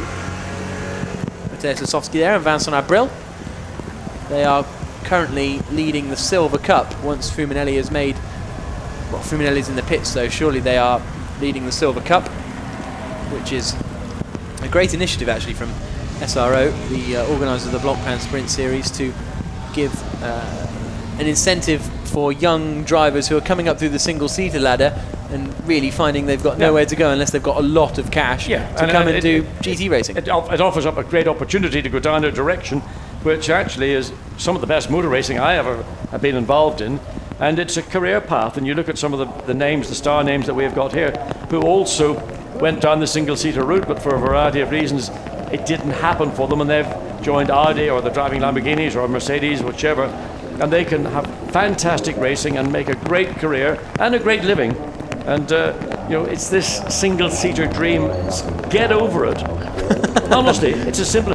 Get over it. There's a limited number of places available, and most of them, certainly in the junior formula, are being dictated by who's got the biggest budget, not who's the best driver, with the odd exception. And certainly to move into Formula One, you've got to be very lucky, and there are not very many Max Verstappens given a free ride in a Formula One team, as we've just had announced this week. So there's a look at the second Grasser Racing car. Stefan Is that Landman thunder outside? at the wheel. I thought I heard a bit of a roll of thunder. Yeah, it sounded like it, didn't it? But there is Stefan Landman. A little bit of a discussion. He is yet to come into the pits either, to hand over to his teammate Sasha Halleck. As the rain continues to come down here at the Slovakia ring. Cloud base looks as if it has lifted certainly more than it was about 5 minutes ago, as work is continuing on the Landsman, the car that he shares with Vincent Abril. Just checking tyre pressures and the like at the WRT squad. Yeah, it's quite critical because you, as best you can, you want to have tyre temperature and therefore tyre pressure, so that's being adjusted. And it's quite critical because once these tyres do get underway, even though they are wet weather tyres, they will gain temperature. That's what they're designed to do. That temperature is a lower range than the normal slick, dry weather tyre, but nonetheless they are temperature sensitive, both in terms of the temperature but also the pressure. What you don't want to do is get a wet weather tyre where you get a crown in the centre of the tyre tread, so you lose the contact patch. So it's probably marginally better to have the pressures on a wet weather tyre on the lower side than it would be on the high side. There is the Stefan Landman car. First major racing event here in Slovakia was in 2011. When the FIA GT3 European Championship came here, and actually Dominic Baumann, along with Brice Bosey, won that race in a Heiko Mercedes. Since then it's also hosted the World Touring Car Championships as well, designed by Austrian architect Hans Roth, this circuit. And a very nice circuit it is too, as we've discussed before. A little bit of bonnet action going on the BMW behind. Yeah, just on that, the original circuit layout didn't have what we became accustomed to, having a chicane on the exit of turn 2, because the abruptness of the tunnel, or the track that goes over the tunnel, was concerning both organisation and teams. And what was happening was air was getting under the nose of a car, and the cars were actually flying. So they've smoothed that transition out. So now we've got a circuit with quick exit out of turn 2 and an even quicker approach into turn 3. And that issue of cars getting very light or airborne over the tunnel has been addressed. Saw Valdino Brito there with his brolly. Oh, to be back in Brazil is probably the thought of many of these mechanics right now. Well, there you see just what everybody's got to think about is just making sure that moisture isn't gathering on the windscreens. And as I mentioned, most of these cars probably do not have a heated windscreen for the sprint series. They may do so for the longer races, with Nürburgring coming up in September, the 6-hour race around Nürburgring, where rain is frequently a part of that particular event. So everybody working away. You know, it's, what can we do? We just wait until this event gets back underway. The track conditions.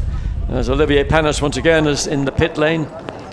In fact, he's on the track. He's standing actually on the racetrack itself and looking down to see what conditions are. So standing alongside Vincent Abril and Lisitsky, Mateusz Lisitsky. Just under the bonnet of the Audi, you get a look inside, see how many golf clubs you can get in the front of that. But yeah, exactly. Or fishing rods. oh no, I've got travelling rods. Okay. They go down into a very compact little travelling case. Lovely. Olivier Panis is actually helping out with Vincent Abril's young racing career. Although Olivier also has a son himself, I think, competing in the Formula Renault 2-litre Northern European Cup as well. Aurélien Panis. And of course, these conditions were the ones that led to his 1996 Monaco Grand Prix victory. We will be continuing our coverage here on this qualifying race in Slovakia. We'll be sticking with it to the end. But if you can't see the remainder of the race, we'll have highlights of it before the main race that will be coming up tomorrow morning, well, lunchtime really. So we'll be sitting in this commentary booth until the checker flag falls, and then maybe a little bit after. But if you're leaving us before then do try and keep up with the action. With 28 minutes and 9 seconds to go, and certainly the fans have got an awful lot to watch actually this weekend, because the first few times that Blancpain and FIA GT comes here, that's just been it. It's just been it. But now there's really starting to become a growing motorsport scene in Slovakia, and we've got sort of 5 or 6 support races here this weekend. Yeah, I mean, people think of Slovakia or Bratislava, the capital, as being Eastern Europe. Well, it's more Central Europe in my view, because it's less than an hour from Vienna airport to the capital, Bratislava. You've got all the Austrian race fans that would like to travel down to see a good weekend's motor racing, and you've got people that are living maybe in northern Italy or certainly Switzerland, and even as far apart as Germany or, dare I say it, the Czech Republic. So it is a well-located circuit for Central European racing, and just 2 weeks ago a great GT round was held here with the kind of cars we're watching here, just a slight variation on the regulation and specification of those cars. I think, if I'm not wrong, I think it was a Chevrolet Corvette won that round. I think it was ADAC Masters came here, so they had much better conditions. But until this race gets underway, we're just having to view the scene. There is the grid behind the safety car, and it's Marcus Winkelhock's car that should be at the lead of these cars, but because Marcus Winkelhock... Well, we've just had a message actually on race control. Cars which have not done their... Cars that have not done their stop must do it the first lap after the restart. And so it seems that they're saying, fair enough, if you haven't done it, that's okay, because the safety cars come out, we accept that. So you can do it the first lap after the restart and they won't be penalised. But they will be penalised because they'll be right to the back of the Yes, I mean, the thing is, would they, after the safety car gets underway, they would be outside of the 25 to 35 minute pit stop window. So what they're saying is, we're not going to penalise you for that because it's not really your fault. This is a force majeure circumstance. But the penalty for Winkelhock, as he hands over, is going to be the fact that Nicky Meyer-Melnhof will be getting back into that car pretty much at the tail of the field, which will be hugely disappointing to Meyer-Melnhof, who thought, I'm a shoe-in here for a victory. There's Enzo Eid, sat at the wheel of the number 2 WRT Audi, which I think ultimately will be in second position when it all shakes out. I think we'll have Cesar Ramos leading the way with Enzo Eid behind him, but we'll have to wait and see. And you can certainly see, well, look at that. Rene Rast, no brolly or anything. The rain appears to have come to a halt for the time being, so hopefully we should be getting racing back underway pretty soon. And I hope he's got a pair of rubber galoshes, because, no, you may laugh, racing drivers got to think ahead, because you come to some events and it is absolutely lashing it down.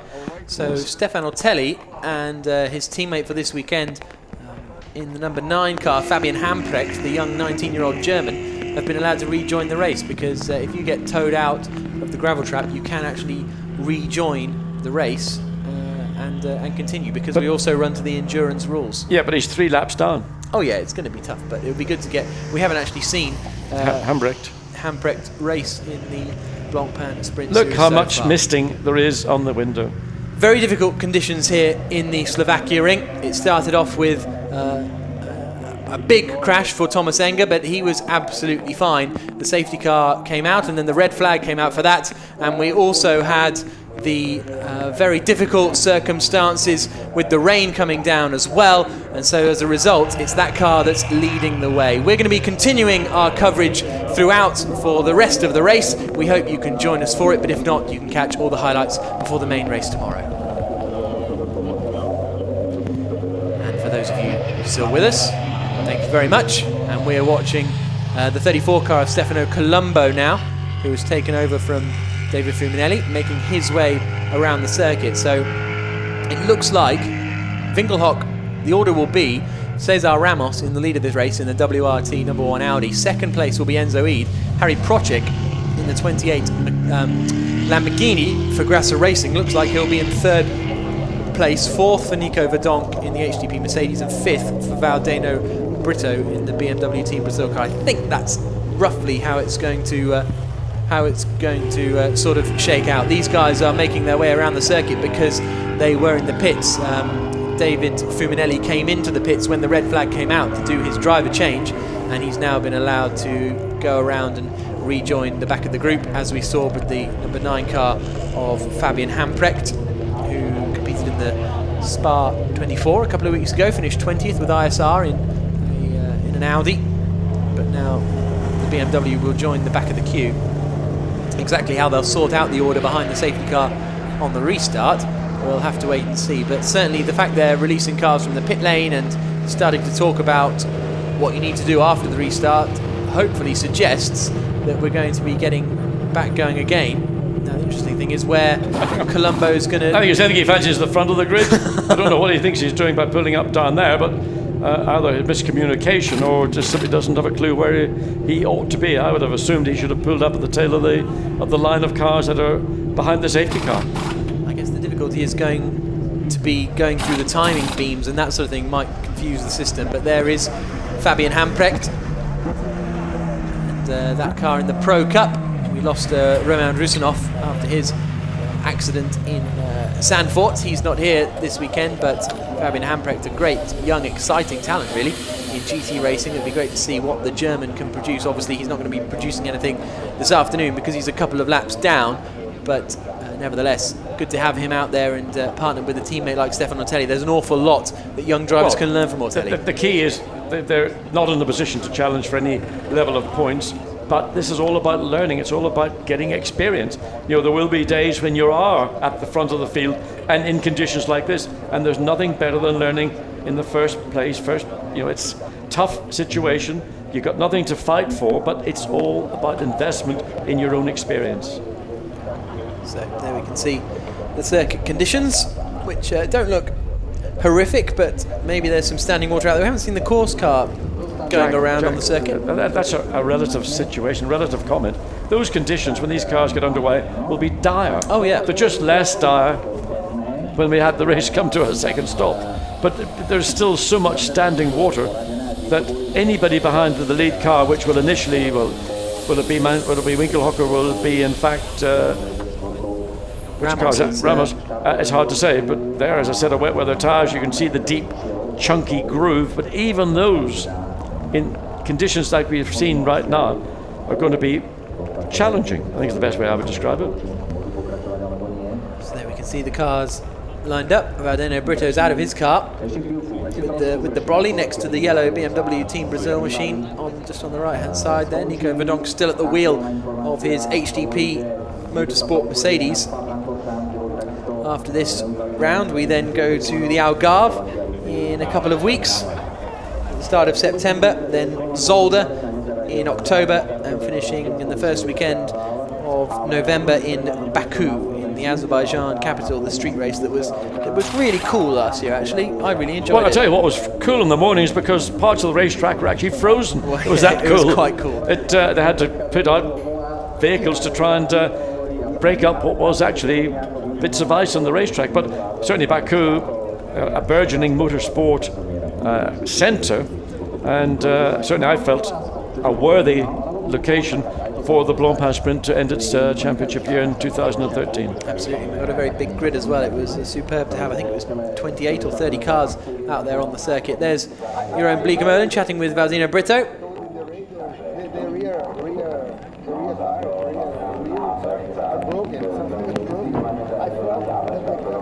And he's certainly saying that his car is not performing as he would have Well, wanted. I think that's maybe a Brazilian way of doing a fishtail. The back end of the car was swinging one way and the other. I mean, these cars have got traction control, which of course the driver can adjust to the conditions, and probably in these conditions you probably have it dialed up to its max to try and find a way to control the rear of the car as it's hitting puddles and aquaplaning, and also as the power comes in, you're just kicking the back end of the car out. Of course, in dry conditions you want to minimize traction control, and you use your right foot as the best arbiter of controlling wheel spin. It's also quicker. Absolutely. So Blancpain has handed over now to Harry Procik, who is at the wheel of the car as they try and get some air through the Lamborghini. There's the 10-minute board. Good-o. So about 4:15. We will be getting the race underway 2 hours after the pit lane opened ahead of the start of the race. And there you can see the 10-minute board being held aloft by a young lady who wasn't wearing a coat the last time she did that because of the, or a hat I don't think, but we're about to get the racing back underway. Extraordinary amount of interest in the lady on the grid. There we go. So we'll see what the BMW will end up doing. On the right hand side, all the other cars are queued up behind one another. On the timing screens they're in second place, but we'll have to wait and see what the order will be when the cars get restarted. Like I say, I'm imagining Cesar Ramos ultimately will be in the lead of this race, ahead of Enzo Ede, the two WRT Audis in first and second, with Harry Procik in the Lamborghini in third position. And then fourth for Nico Verdonk, fifth for Vardena Brito, and then Vincent Abril possibly up behind them in sixth spot. But as I say, we'll wait and see when the action gets back underway, and hopefully we'll then have an uninterrupted final 28 minutes or so, and we'll have some good racing action. None of them will have to have come in to do their pit stops, apart from Winkelhock, so he's sort of out of contention, him and Nicky Meyer-Malnoff. But it'll be pretty much a 28-minute sprint race to the flag.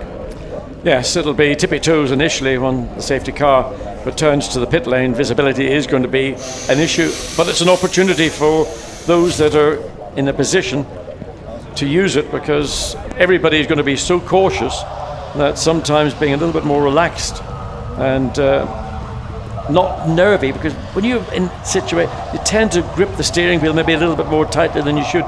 You should never really have your hands squeezing the steering wheel. You want to let the wheel be sort of semi-free in your hands, and just let your whole body be chillaxed and not put yourself under the additional pressure of the difficult conditions. And what's going through your mind right now when you've had such a long pause, and these guys have hardly done any driving at all? In mine, am I going to miss my flight home? Priorities. It's all about priorities. Well, if you're on these sort of cheapo tickets where they're non-exchangeable, non-refundable, it becomes a priority. So, with the 10 minutes board shown, it's time to get cleaning the cars and clearing the mist from the inside for Cesar Ramos, the Brazilian racer who came close to winning the Blancpain Endurance Series last season. And now we're giving a little bit of a push. Is that Enzo Ede's car, the number 2 machine? Well, I'm not entirely sure why it would be pushed ahead of Cesar Ramos, but that's a different angle. They've seen the Lamborghini also being... Okay, so now what they're doing, they've obviously found an order. They're putting them into the order that they will start behind the safety car. So that's quite simply all they've done is pushed Cesar Ramos' car and the Lamborghini, or was that Enzo Ede's car in the Lamborghini? Anyway, so Harry Procik is in the Lamborghini, that we can be sure of. We can't quite read the numbers on the two Audis. And then behind is another of the Lamborghinis of the Grasser Racing. And that will be the Landsman's car. But I don't think that one has made its pit stop yet, so he's in a similar situation to Marcus Winkelhock. Yes.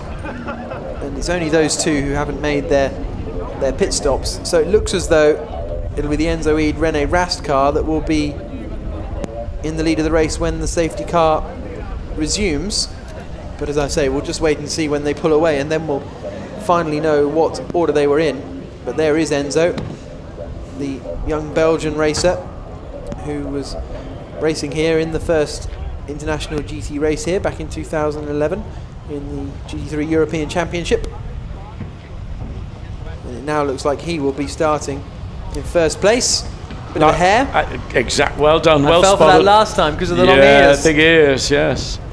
That'll make somebody a nice goulash stew tonight if they manage to capture it. Well, unfortunately, Mark VDS encountered a hair, didn't they, in the Spa 24 hours? Yes, they did. It's tragic when that happens. I mean, these beautiful animals, they go through trauma. You can't believe when a race comes to, a countryside venue such as this, and it's making its way safely over the gravel and hopefully back into its little. What are hares live in? Burrows, aren't Burrows, warrens, burrows probably, I would think. Back to mum and dad. Exactly. You join us here in the Blancpain Nature Watch series. I'm not Chris Packham, by the way. And no, we are 5 minutes away now from the restart of this race. There's the 5-minute board being held aloft, and it now looks as though it'll be Enzo Eade who is going to resume in the lead of the race. So I imagine they'll have picked a lap before the red flag came out, and whatever happened, however, it may be in the pit stops or something like that, the order got changed and it's been switched back. But there you can see. When the safety car goes in, you're racing. So when the safety car goes in, you're racing is the message. Okay. I think the driver's concentration really, once this race gets underway, whatever has been spoken about between one of his engineers and the driver is, all your concentration will be focused on what's happening directly ahead of you, and visibility will probably be, well, apart from the car who is leading, which looks like it will be Enzo Eade when the safety car comes in. At least he's got the benefit of having momentarily a clear sky, a clear screen, a clear track. It was interesting to listen into that conversation, wasn't it? So Enzo said, when the safety car comes in and I get to here, he pointed at the final corner on the track, I just hit the throttle, and they went, yep, that's it. So maybe Enzo's never led a safety car restart before. So he is, by the looks of it, going to be in the lead. Second place will be Harry Procik in the number 28 Grasser Racing Lamborghini. And then in third place, it looks like we're going to have this gentleman, Mr. Cesar Ramos, the Brazilian racer, in the number 1 WRT Audi. The Brazilian will be hunting down his teammate and Procik in front. Then fourth place will be Nico Verdonk in the Mercedes SLS, and then fifth place, by the looks of it, will be the BMW Team Brazil car of Valdeno Brito. So that looks like the order we're going to have. The 3-minute board, I think, has been shown. And there you can see them just moving the last couple of cars into position, and then we'll get the racing back underway here at Slovakia, which is very good news for everyone involved. A very difficult day for race control, for the teams, for the drivers, and I think they'll be all having an early night tonight, I'd have thought. Hopefully, well, unless some of them have been a bit damaged, of course. Certainly, I mean, anybody who's been into the gravel traps here, the gravel is more like shingle on Bognor Beach. It's not actually that very fine sort of stone wash gravel that you see in other racetracks. And the consequence is when you go into it, it doesn't just pepper, it shot peens all the components that are exposed under the car, especially around the diffuser, but also potentially parts of the suspension. So that's an area where teams, it frustrates them like mad because they've got to take all the under tray off. Gravel gets everywhere, got to clean every last single piece of gravel out. You don't want it getting wedged somewhere between the caliper and a rim, or anything that could cause a problem when tomorrow's event would get underway. So the cars will do one slow lap behind the safety car and then return to the grid, except cars 6 and 34, which is Winkelhock and Colombo, who are the two cars who have yet to make their driver change. And that will put the cars in the correct order, and then we will probably start the race again behind the safety car for them. So I think we'll have one lap in the red flag conditions. One complete lap. Yeah. So it'll be one. They'll come and then back they'll to stop start again, finish. and then they'll restart the race under the Because safety by car. which point the Winkelhock car and the Lamborghini will have then, because they're at the tail of the field right now, they'll have gone into the pit lane. Yeah. And so they will complete their driver pit change. as these cars then come to a halt on the grid? Something like that. We'll wait and see. I think we'll have to sort of go with the flow on this one. I think the justification is to get the cars in the right order. It's easier if they just send them off and then bring them back around to the grid again. So there is Fabian Hamprecht. As the WRT mechanics say, where are we meant to be going? Well, they're meant to be. Were they 18th before the light came on, and therefore you go back one lap previously? Well, they were in the grid, weren't they, when the red flag came out? But they've got, the SRO ground staff down there sorting everything out. 28 minutes and 9 seconds remaining on the clock, and that countdown that had begun appears to have come to a conclusion at the moment.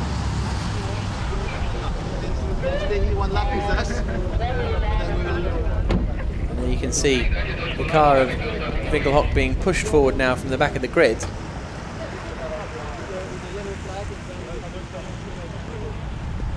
Presumably to be at the front of the grid with the other car that won't depart, that of Stefano Colombo. No, Colombo has. Okay, so I'm not. Okay, so Colombo should have joined the back of the pack, but because he didn't in that 34 BMW, because he drove to the front, yes. we have to have him wait whilst all the rest of the pack goes, and then he can join the back of the pack. At which point Winkelhock is behind the BMW. Yeah. At the minute. And then once the safety car comes in, Winkelhock will come into the pits and hand over to Nicky Meermanhoff. Something like that is about to unfold. But our race leader, nevertheless, will be Enzo Eid behind the safety car once we get the action underway. But the 10-minute countdown that was instigated now over 10 minutes ago.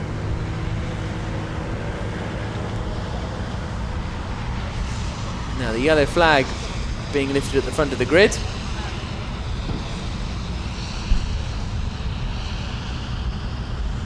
Always difficult under these safety car conditions and, well, red flag conditions to coordinate the restart. There's the Alinkel car with René Munich at the wheel, a World Touring Car racer with his eponymous team.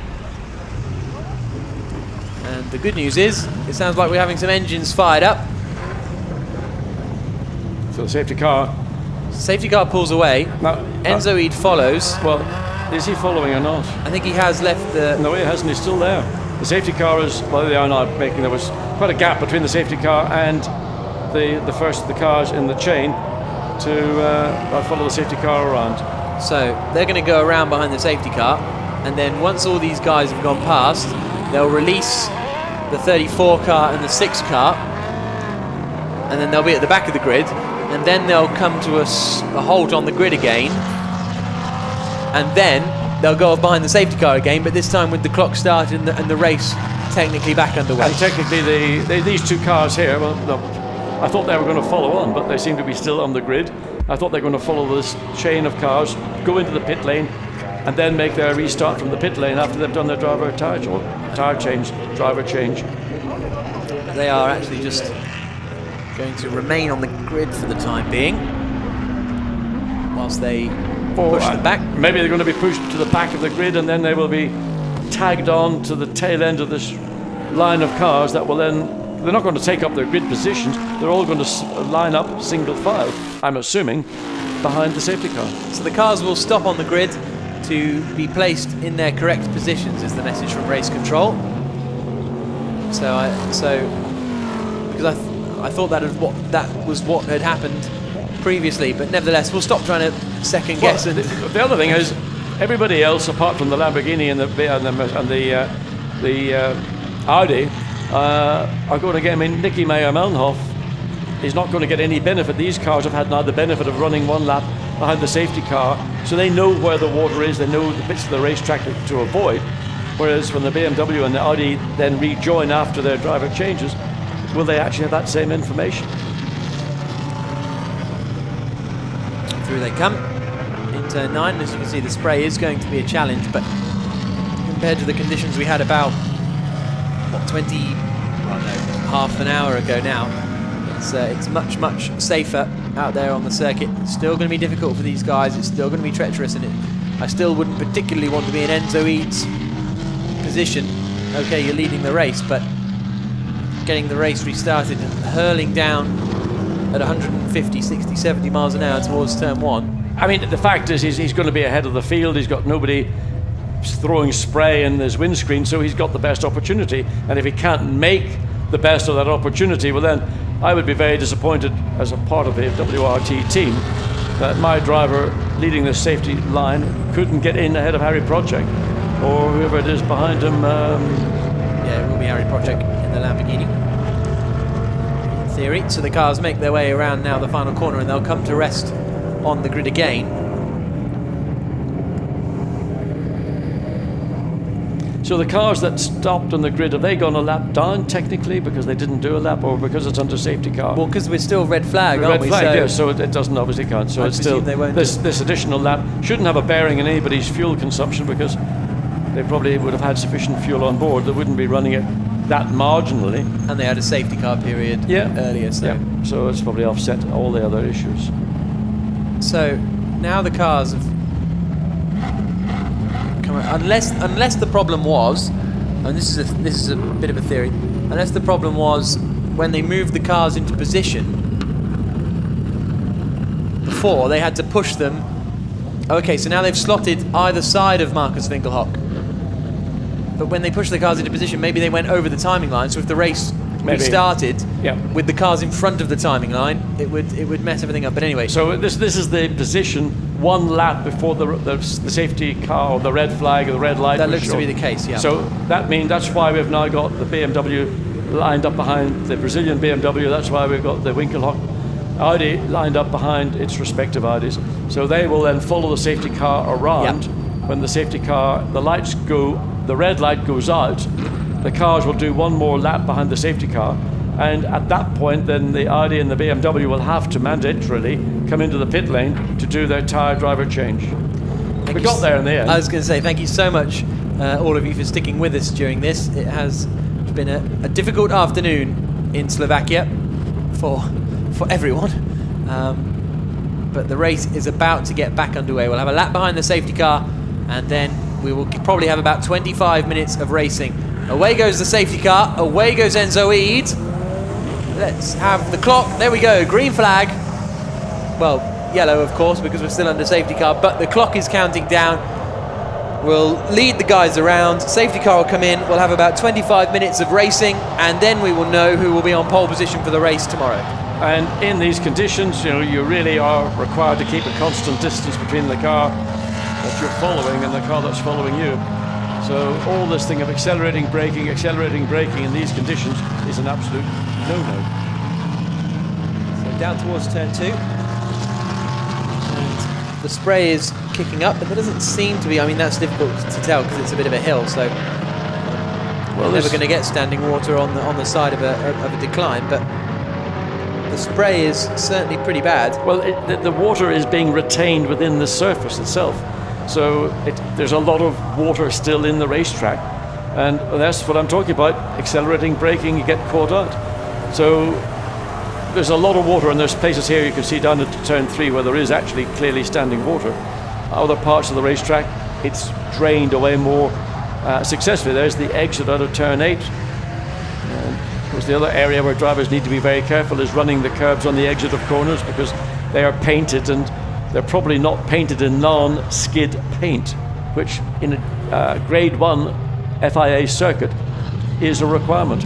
You don't just slap any old, gloss or whatever else, Dulux, whatever it happens to be, I don't know, paint on those curbs. They are meant to be painted in what is described as a non-skid or slip paint. And it comes in red and white, by the way. So the safety car will come in this lap. We're on board with Alex Zanardi.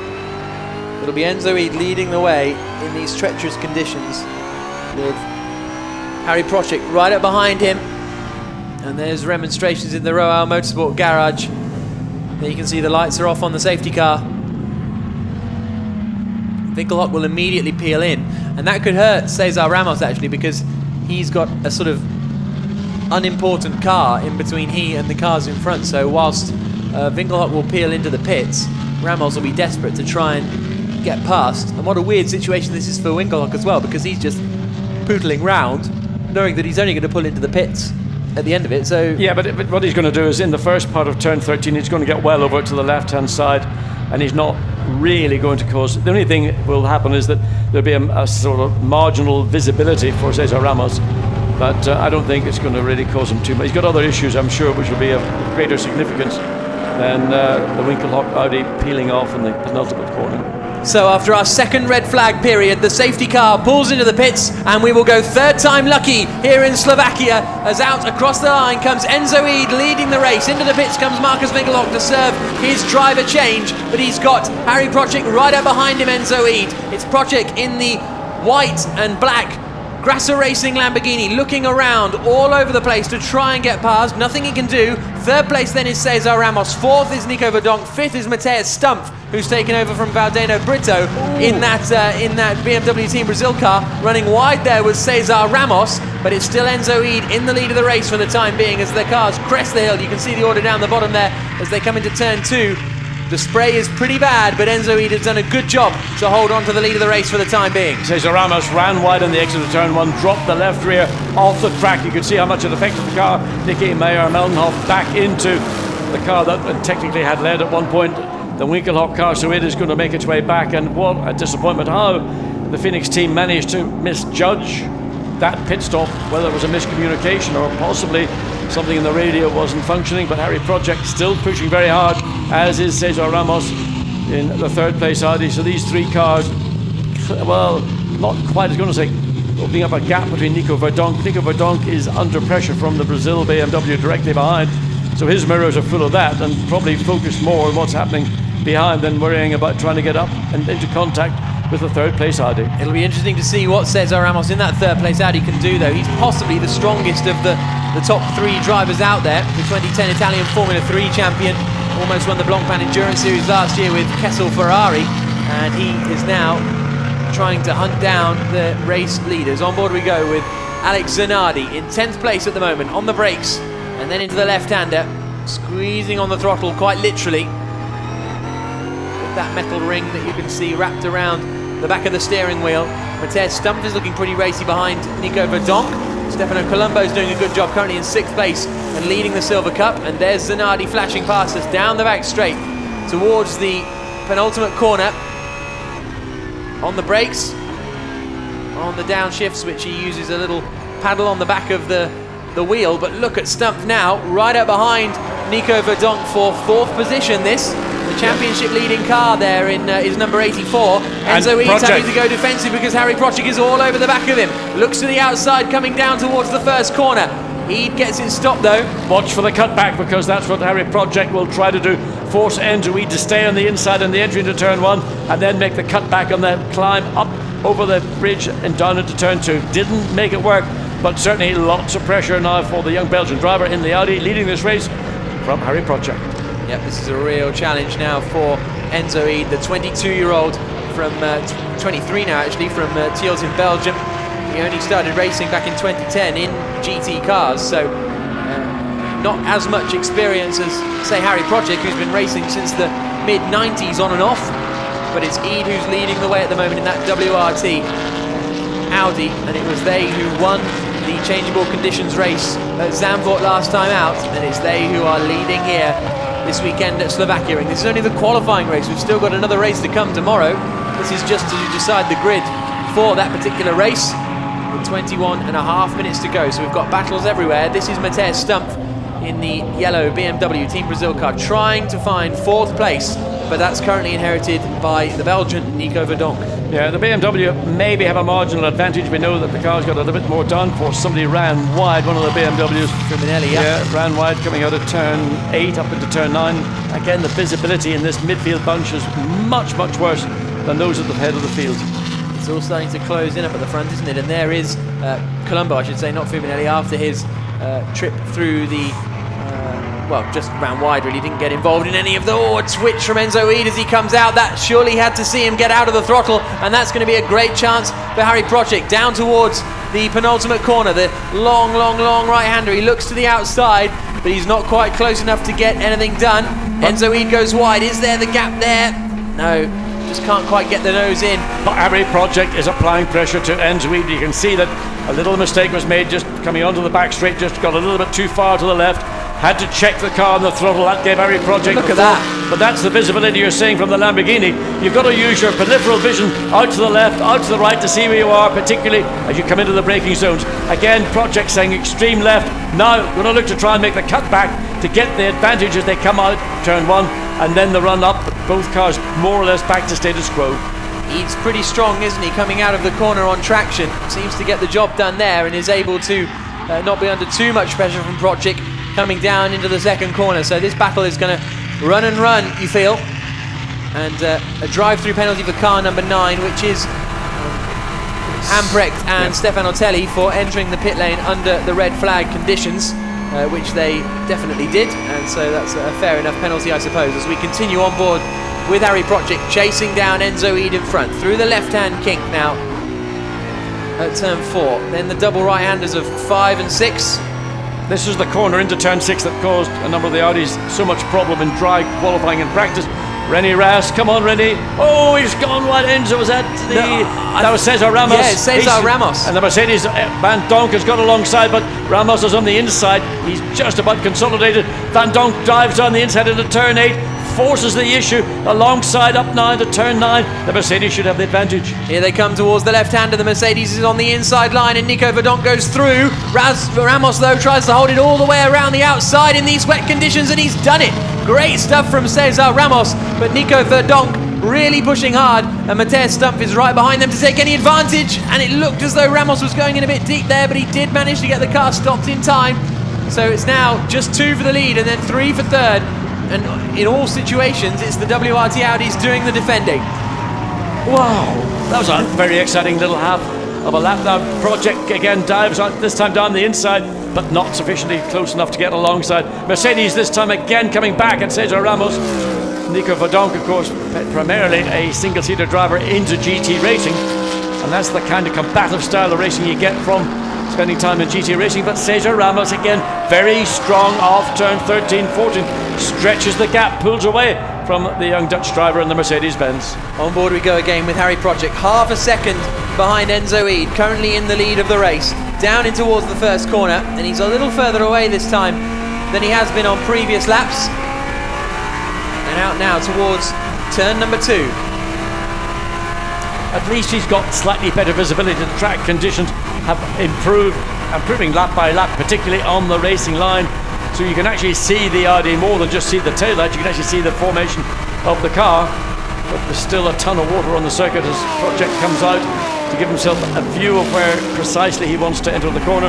Enzo Eid runs slightly wide on the entry, but brings it back to clip the final apex of second part of turn 3, then across the track to the left to turn into turn 4. And then from there back again to the right for turn 5, which automatically then flows into the never-ending turn 6. And Enzo Eid has actually eked out. Yeah, he's driving well actually, Enzo Eid, in these he's settled down. conditions. The key is, I think he was slightly nervous at the beginning of the restart. Now he's settled down. He's more comfortable, and he's not reacting too much now to the pressure coming from Harry Project, as this battle for third place is drawing itself up to the tail of the Lamborghini. So it's really Enzo Eid leading, and it's a 4-way battle now for second place. Yep, absolutely. Someone running wide in the background there. Didn't quite make out who that was, and that's Rene Munich, who's gone off into the gravel trap. He recovers without too much drama, so Rene Munich getting away with that one, running down the field in 21st position at the moment, I think. Rene Munich, no, sorry, 15th position at the moment. And I just wonder how much gravel that car might have scooped back onto the racetrack. He was shaking the car around to try and rid it of the gravel, but Matthias Stumpf really sitting back watching all this action, thinking if and or but, what can I do? Because he needs 2 of these cars to get a little bit friendly on the racetrack and give the opportunity for the BMW to leapfrog up to 3rd place, second, certainly 4th place. Yep, Cesar Ramos taking a very different line out of those out of that penultimate corner to all the other guys. Goes out a little bit wider earlier on, but across the line we come, and it's now 0.8 of a second between race leader Enzo Eid and second place man Harry Project. So he's pulling away every lap now, Eid, as they come down towards turn number 1. Into the pits comes Hamprecht to serve his drive-through penalty. Oh, Ramos again, the back end of the Audi. Gets it on the curb on the exit of the corner and the back end steps out, and that's the sort of thing Nico Verdonk is looking for. You can see he's on the flashers on the Mercedes, everything possible to get the concentration, distraction that he wants from the third place Brazilian driver. So 15 minutes to go here in Slovakia as we come down into the hairpin of turn 3. Once again we're on board with Harry Procek, the man who is only 8 points off the lead of the championship, and that car is 2 places behind, so this would be a help towards their championship hopes.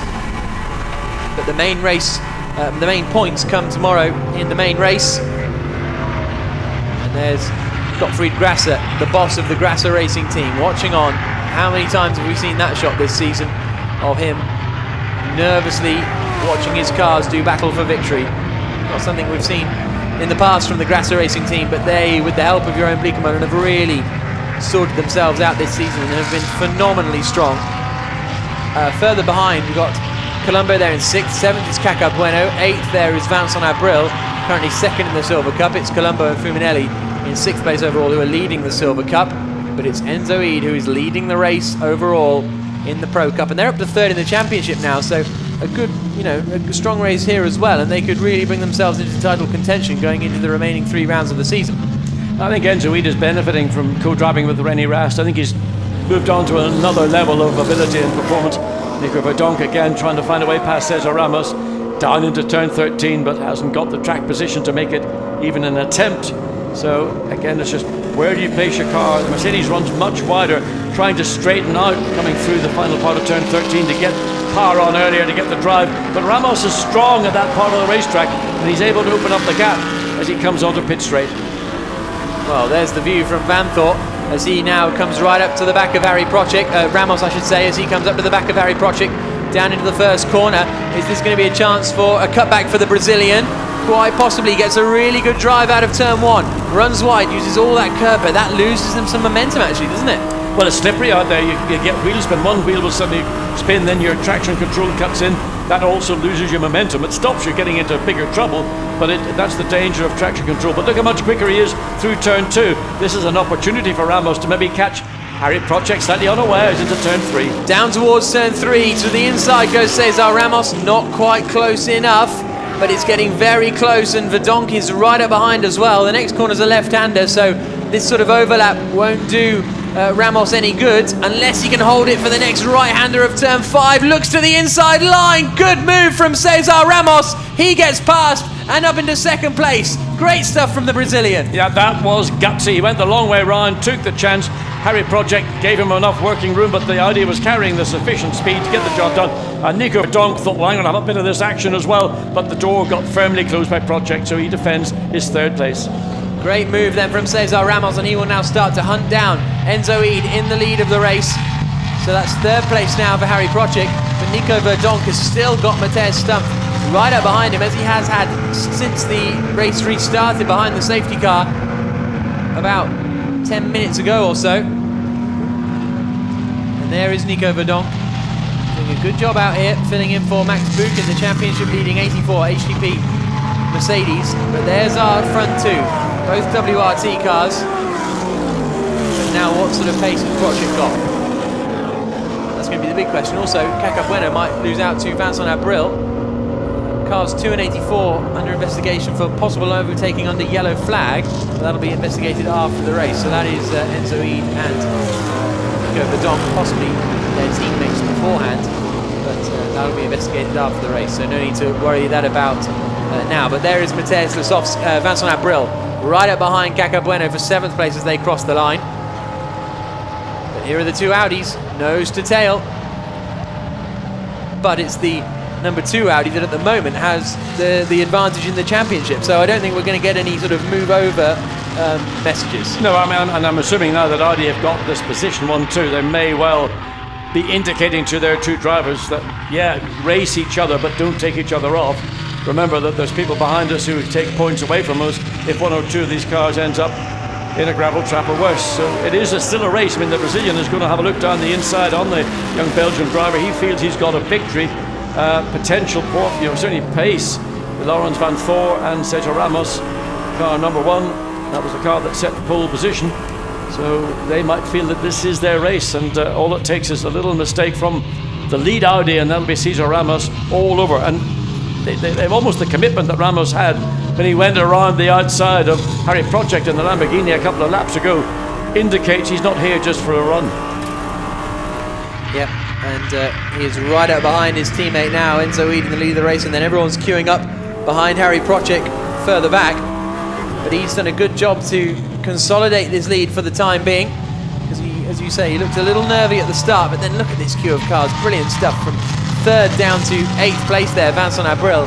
9th place at the moment is Marc Basseng. He's leading the Pro-Am class, and it's that BMW in the middle of that squabbling pack that is leading the Silver Cup. As we go on board again with Cesar Ramos through the right-hand kink at turn 11. Sideways action from Enzo Ede as he comes out onto the back straight through 12, and now down the long drag to turn 13. And there you can see drivers actually staying slightly over to the right on the wetter part of the racetrack.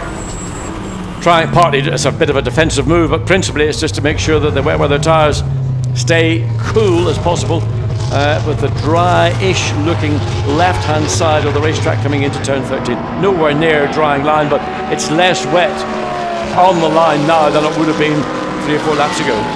Vincent Abril, you can see, is at the back of this queue, currently down in 8th place, but here's the battle for the lead. Cesar Ramos closing on Enzo Ede, who gets a little out of shape under braking. Nothing too dramatic, but he's certainly having to work hard, as is Vincent Abril, desperate to get past Caca Bueno and take 7th place away, and more importantly closing on his Silver Cup rival Stefano Colombo, who's just 2 places in front of him, with only 9 minutes to go here in the Slovakia ring, and it's nose to tail for the lead still between the 2 teammates. And Stefano Colombo's actually closing up a little bit on Bueno in that 7th position. Matthias Stumpf in 5th position, Caca Bueno in 7th. So there are battles not just here at the lead. We're watching the lead 2 cars go through as Vincent Vos strokes his chin. The wily sage who runs WRT on behalf of Audi Belgium, but very much a part of the Audi Motorsport family, and letting these 2 drivers race each other. Oh, and that's a shame for Lucas Wolf. He has gone off the circuit. Turn 1. Yeah, I think you're right. That's on the. He's gone right through on the exit of turn 1. He was running in 15th place, Wolf, but he may well have dropped. Well, maybe not actually, because there weren't too many cars near him. But he's gone into the gravel all by himself, by the looks of things, and then has just sort of driven through to get to the escape road at the far end. Of course, with all the heavy rain, the gravel has become more compacted. It will need to be raked up tonight to aerate it and let it do the job it's there to do. That's what happens when you get heavy rainstorms. It just tends to compact it all into a mass. Harry Project has just gone 4/10 of a second quicker than the 2 Audis in front of him in the first sector. What's the middle sector looking like? No, he's about 6/10 of a second slower, so it's sort of balanced out. But Project all of a sudden looking quite quick. Also Abril. looking quite quick is Vincent Abril, yeah, looking to try and get past Caca Bueno as they come down towards the right-hander. Looks to the inside line, and he's got past. Yes, good pass by Vincent Abril. And there you can see in the WRT garage, they appreciate that manoeuvre, but Caca Bueno is slightly better positioned in the corner to try and make the cutback, but Abril has got the advantage. The Audi seems to have very good traction, in particular out of turn 13, as we see this battle again. Enzo Ede not being defensive, but just putting his car where he knows the Brazilian wants to put his car. And now we have got, and that's the move for the lead of the Silver Cup. Vincent Abril going around the outside of Stefano Colombo at turn 1. What an impressive manoeuvre from the Frenchman. I didn't really see that coming. Well, two cars and 2 corners, basically. So he did a great job going into turn 13, and then got the run out of 13 and got himself up alongside the BMW and took that position away as well. Stefano Colombo losing 1 more position, and of course, as you mentioned, there's the Silver Cup for these young up-and-coming drivers who are looking to make a career in GT racing.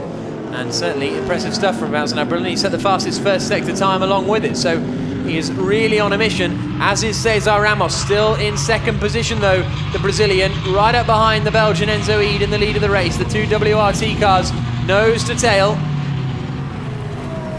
On board we go with Cesar Ramos in that 2nd spot through the long right-hander. A little left kink now. It's always the back end of the car. He's gone. He spun it. What have you done, Enzo? He's spun the car from the lead of the race, and Vincent Voss can't believe it. He's got to wait now to get back onto the circuit. That's Marc Bassin going past, so that'll be down in 10th position for Enzo Ede. Frustration in the WRT garage, and frustration, no doubt, for Enzo himself, because he was staring at a front row start for tomorrow's main race. I mean, I don't really understand. I think other than he was in turn 8, he was probably a bit more to the middle of the racetrack than he needed to be. And once the back end of the Audi started to swing out, the pendulum effect took over, and Cesar Ramos saw it all, just checked his car and got clear of the spinning Enzo Ede. Enzo will be, I don't know what he's going to be, apart from furious with himself. You could see the response from the Audi WRT team at that, what looks like a harmless spin, in that it's anything but harmless, because it damages the potential of Enzo Ede and René Rast in the principal race tomorrow afternoon. They're going to be really handicapped now, falling back. Wait to see where Enzo Ede comes across start-finish line. It is in 8th place. No, it'll be further than that, because Bassin got past him as well. Zanardi even possibly. No, maybe not Zanardi. No, it's 9th place then for Enzo Ede, but here's the look from Vincent Abril. He's absolutely on it, and he's now gone past Matthias Stumpf and is up into 4th position. Stumpf's fighting back though on the exit, on the run down now towards turn 2. The BMW has the inside line. Abril will try and squeeze him towards the inside. He may be able to try and hang on all the way around the outside here at turn 2, but he's not quite able to. Stumpf gets back past, but what a great scrap this is, and more concern in the it's the highs and lows really for WRT at the moment. The Sasha Halek Lamborghini has been off at turn 8, but now they've been joined in this battle by Stefano Colombo, and so we've got our 2 Silver Cup runners, 1st and 2nd again. Well, I mean, Vincent Abril is being so strong trying to get past the BMW that he's forgotten that Matthias Colombo behind in that Silver Cup battle is actually closing down. So putting yourself into jeopardy by trying to get past a car that is in effect outside of your category. In 4th place, Matthias Stumpf has allowed Stefano Colombo to draw right back up to the tail of the Audi. So that's where experience and maturity comes into play. The Silver Cup guys are also in the overall championship, so it's not like it's a totally different class as in Pro and Pro-Am, but they still get Pro points, but there's a separate categorization just for the Silver Cup guys. Here's a look at Enzo Ede then, and the back, he just seems to start to lose the back end, and instead of straightening it up, tries to save it, and it backfires on him. But he's on the wrong part of the racetrack. He's too far over to the right as he entered into turn 8, and once he got out there, he had to get out of the throttle, and of course without drive to stabilize the back of the car, that's where the pendulum effect plays. The battle for 2nd place still going on now with our 2 championship battlers. It's the 84 car that leads the championship. The Lamborghini that is in front at the moment is the car chasing as they come out onto the start-finish straight again. 8 points separate these 2, but in reverse order. And across the line they come, just 0.4 of a second between Harry Procik and Nico Verdonk down towards turn number 1 with less than 3 minutes to go. So this will be the penultimate lap of the race now. So only one more chance after this lap for Nico Verdonk to get past. But he's been trying it for so long now, it doesn't seem like he's got much of an idea of how to do it at the moment. I think the Lamborghini's got that little bit more drive just off the corners. It's able to offset the advantage Nico Verdonk might have around other bits of the racetrack. You can see Verdonk now lining himself up to try and get alongside. He's too far back, but he's going to try and launch it down the inside into turn 3. He's got this opportunity, and by the time they come across start-finish line, that will be the last lap. Meanwhile, Vincent Abril is on an absolute mission. He has just set the fastest first sector of anyone and is close to just a second between this battle behind. So this 2nd and 3rd place battle might be joined. We're watching Harry Procik, who is in 2nd place. There's Nico Verdonk in 3rd, and then in 4th place we're going to see the WRT Audi there, the Silver Cup car of Vincent Abril closing in. So what a dramatic final lap we're going to have here at the Slovakia ring. 2nd, 3rd and 4th separated by probably less than a second right now. There's our race leader Cesar Ramos. He's continuing out there in 1st place, and it looks like it's job done for him and Laurens Vanthoor to win the qualifying race as they have done on a couple of occasions so far this season. But down now towards the hairpin at turn 10. Procik keeping it all together, but there's only going to be one lap to go when they come across the line. And finally, we're going to see the end of this qualifying race. It's been enjoyable and it's been great, don't get me wrong, but it has gone on for a bit with a couple of red flags thrown in for good measure. Down towards the penultimate corner, look to the inside from Verdonk, but he's just not close enough to get an overlap on Prochik. Through they come. On board again with Prochik. Now let's watch him. How much does he check out his mirrors? A little look there. Through the left-hand kink onto the start-finish straight. There's the look as they come down towards turn 1. Just 0.8 of a second between these three cars, and Vincent Abril is maybe the man most likely to make a move. Currently in 4th position in the number 4 WRT Audi R8. The V10 engine, oh look at the traction on the exit of the corner, and he almost loses it as he bounces onto the grass. But Abril keeps it all together. 4th place still for him, but that little bit of distraction may be the key and may allow Harry Prochik to hold on to this 2nd place, because Verdonk just had to think for a moment, didn't he, about defending that position. Down towards turn number 3 now. Into the 4, 5 and 6 complex. There's Cesar Ramos. They won the qualifying race at Nogaro, the first race of the season. They've had 2 pole positions as well, but they're down in 5th place in the championship, Cesar Ramos and Laurens Vanthoor. Things just haven't worked out for them.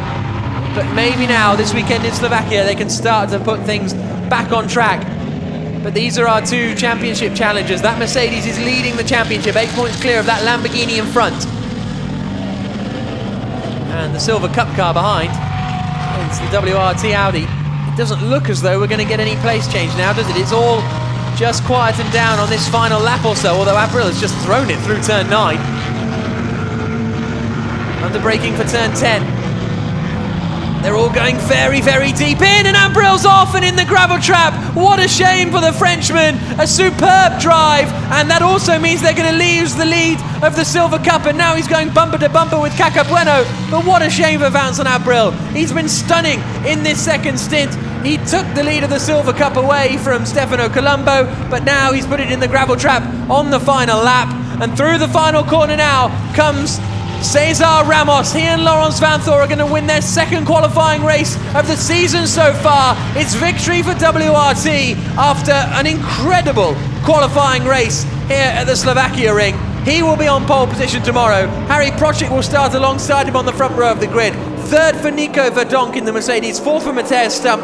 5th and winning the Silver Cup will be Stefano Colombo, with Vincent Abril finishing in 6th place, just ahead of Cacabueno.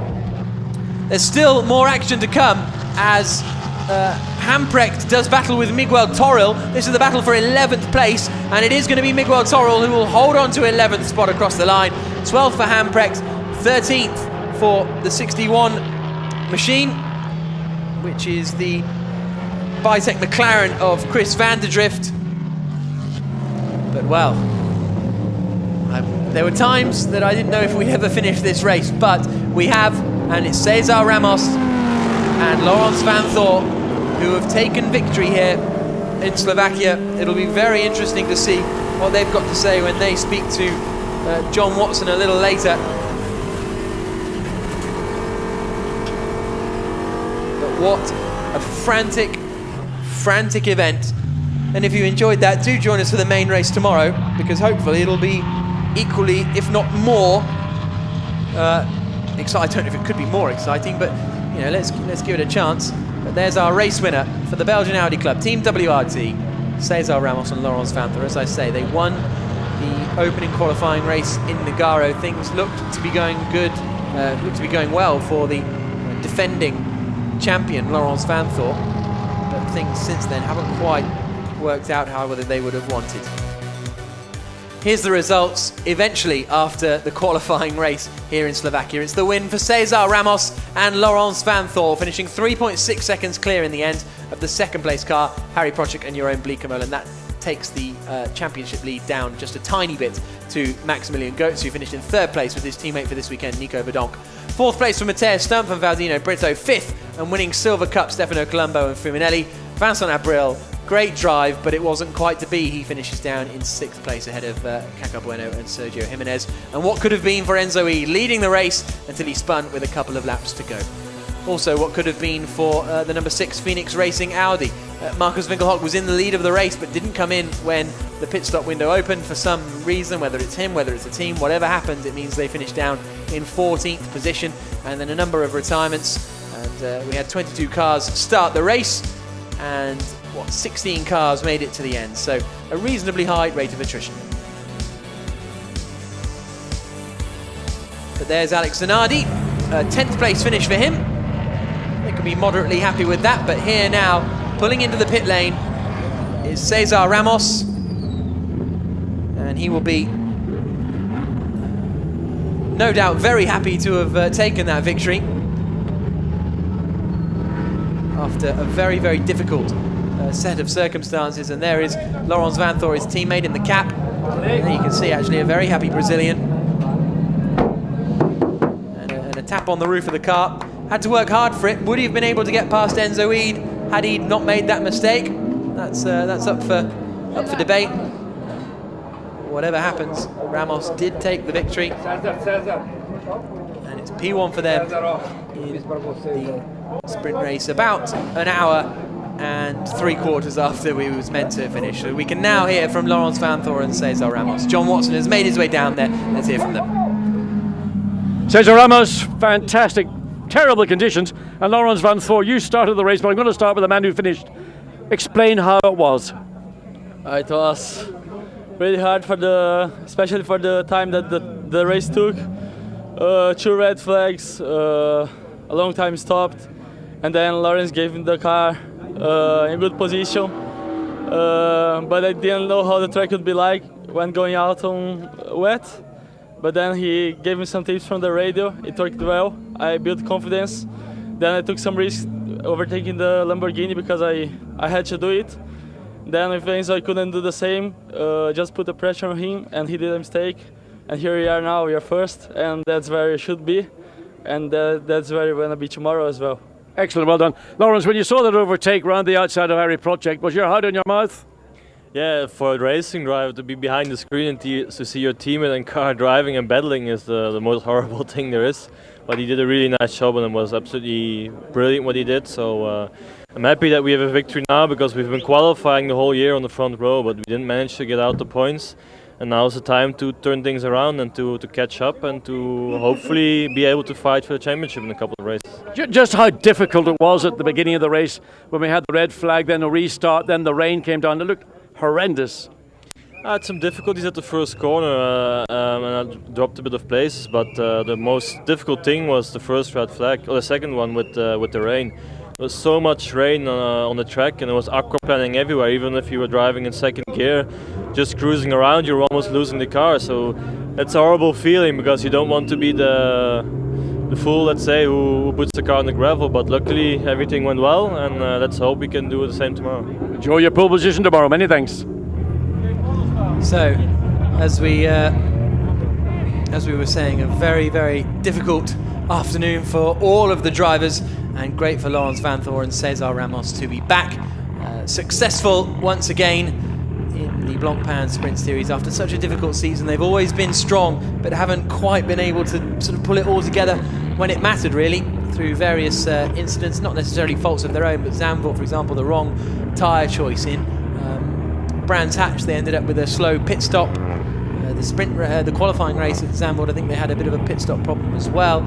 So it has been, in Nogaro they were on pole position for the main race, but got hit from behind by Nicky Mermanov on the formation lap. So such a difficult second set of circumstances for Cesar Ramos and Laurens Vanthoor. They haven't quite been able to put it all together, but maybe now they will be able to proceed. But let's now hear from our men who finished in second place with John. Harry Project, at one point I thought you got this race wrapped up. Well, this was one of the hardest because our speed was really not fast enough when you compare it with Zandvoort in the wet, where I was really competitive. Today it was just looking that the cars stay behind me, and it was a big fight because I have so much to do with oversteering. And but I'm really pleased with that result now. Jerome, you started, but you had to contend with the red flags, then the torrential rain that came in. Everybody said it was impossible. Was it really that bad? I've never seen it before. It's the worst I've ever experienced. I drove around like a grandmother and everybody was overtaking me, so I thought I was going too slow, but then they all went off, literally. I didn't see a single car not go off. And I got a few of them back because of that, but yeah, it was just insane. You couldn't drive the car. I mean, when you were watching the race again, when Harry was behind the wheel, the Audi is under attack and also attacking at the same time. Yeah, but he did a good job. We didn't have the speed. I don't know why. In the wet, we weren't quite there. I had the second part of my stint was okay, but in the beginning I was also too slow, so we have to look into that. But he did a good job keeping his position. Harry, most drivers, when they get out of a race car, they want something to drink, but you want something else, don't you? Not now. It's a cigarette. Anyway, well done, guys. Thank you. So great to hear from the second place men, Harry Procik and Jeroen Bleekemolen, as they now make their way to the podium. That's the VW Castrol Cup you can see heading out onto the circuit for their qualifying session. They were probably ready to go qualifying about 2 hours ago now, or something like that, but nevertheless they're getting out onto the circuit now. We'll bring you the podium coverage. Thank you so much, as I say, for sticking with us for the entirety, if you have, of this race. It's certainly been an entertaining one to try and keep track of, especially during the various red flag periods. He deserves a lot of credit for sitting through it all, and it looks like he's got a nice pair of waterproof trousers on, which I think is absolutely ideal in these conditions. Haven't actually seen rain in Slovakia like it. Normally when we come here, as I say, it's blue skies and sunny, and he's enjoying his time out there. Here's a look at the result for the qualifying race then, here at the Slovakia ring. The win in the end for Cesar Ramos and Laurens van Thor. Harry Procik and Jeroen Bleekemolen finishing in second place. Nico Verdonk and Max Goetz in third. Mathias Stump and Valdeno Brito, strong performance from them. So the main race will be coming up tomorrow. Make sure you do join us for that. It's set to be very entertaining if today is anything to go by.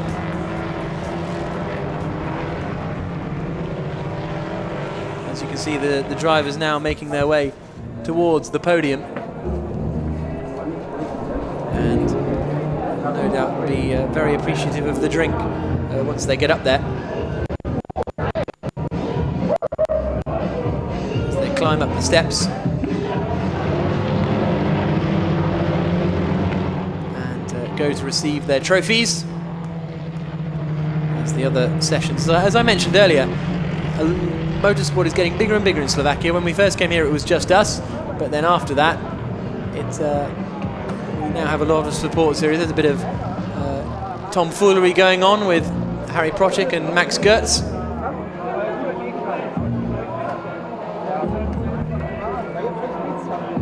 you can see them down on the grid, as on the podium, I should say, as they get ready to head out to receive their trophies.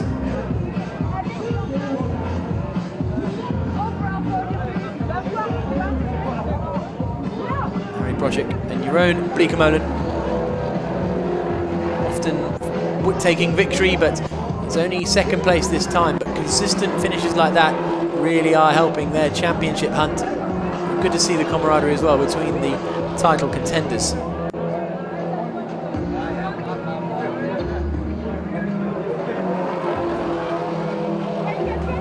there we can see them just waiting to head out. Trophies are being readied as well, but I imagine that not only was that a physically tiring race, races like that, John, must also be sort of very mentally draining as well. Yeah, I mean, it is the mental side of it that's more demanding. The physical side is reduced because the G-loads, lateral G-loads, braking, acceleration are reduced simply because you haven't got the grip. But it's very stressful, and you saw what happened. I mean, I missed the very end when Abril went off. He was on a high, but he was under pressure. Likewise, Enzo Eid made that little sort of almost sort of schoolboy error where he didn't need to, and that's what pressure does. If you keep applying it to a competitor, not always, but very frequently, you can get a result, and it's such an easy way to get past somebody. So onto the top step of the podium climb Laurens van Thor and Cesar Ramos. The very nice Brazilian and Belgian crossed flag. Second place for Harry Procik and Jeroen Bleekemolen. no special flag for them. And third place for Max Goetz, and on the right there, Nico Verdonk. An impressive performance from him. But it's the Belgian team who are on the top step of the podium and are victorious here in Slovakia.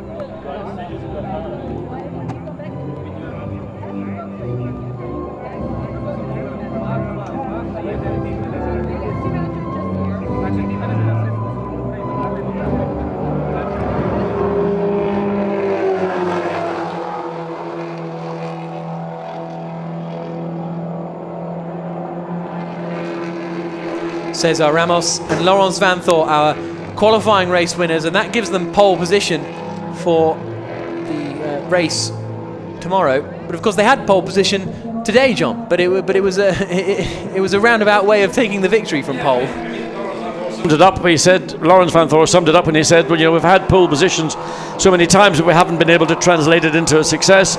They're going to start sort of the championship race, if you wish to call it that, in pole position for Sunday, best position you can be. I think it was a very mature drive by Cesar Ramos. We know that Laurens Vanthoor can win in any circumstances, but I think Cesar Ramos showed some of the qualities that he's had, maybe a lack of confidence at different points in the season, but that pass around the outside of Harry Project in turn 4 and 5, that was a masterful pass, took commitment, courage, and knowledge of your car, and he did a great job. So there are the winning trophies being handed to Cesar Ramos and Laurens Vanthoor. Pavel Chulik, CEO of the Slovakia Ring Circuit, Ladislav Snegon as well, handing out trophies on there. But it's a second qualifying race victory for Ramos and Vanthoor. But as they said to you down on the grid, John, they will be desperate to get their hands on a main race victory, won't they? Yeah, I mean, very much so. And they've done all the hard miles this afternoon to attain that pole position, but as we've seen, whether it could be a factor tomorrow, I've got to go and check up with my expert weather forecasters down in WRT and get an idea of what to expect. Hopefully it'll be a dry race. I mean, what we've seen today, it's been a protracted event. What started at 2:45 and is now 5 o'clock. 5 o'clock. I mean, hard work for everybody. So there we can see the champagne being sprayed in slow-mo. Great stuff. On the podium here in the Slovakia ring, and it's Laurens Vanthoor and his teammate Cesar Ramos, who are the new winners of the qualifying race, and a wonderful performance from them. Let's have a look back at how they did it all those hours ago. So, in the dry conditions, the race started. Thomas Eng was pushed onto the inside. It was Jeroen Bleekemolen who moved into the lead of the race. But as they came around the first corner, it was all drama as Thomas Eng collided with the 85 HTP car, and this ginormous accident followed. Incredible stuff. Thomas Eng very happily walked away from his car unhurt, but to see that at the back of the shot at the start was quite startling.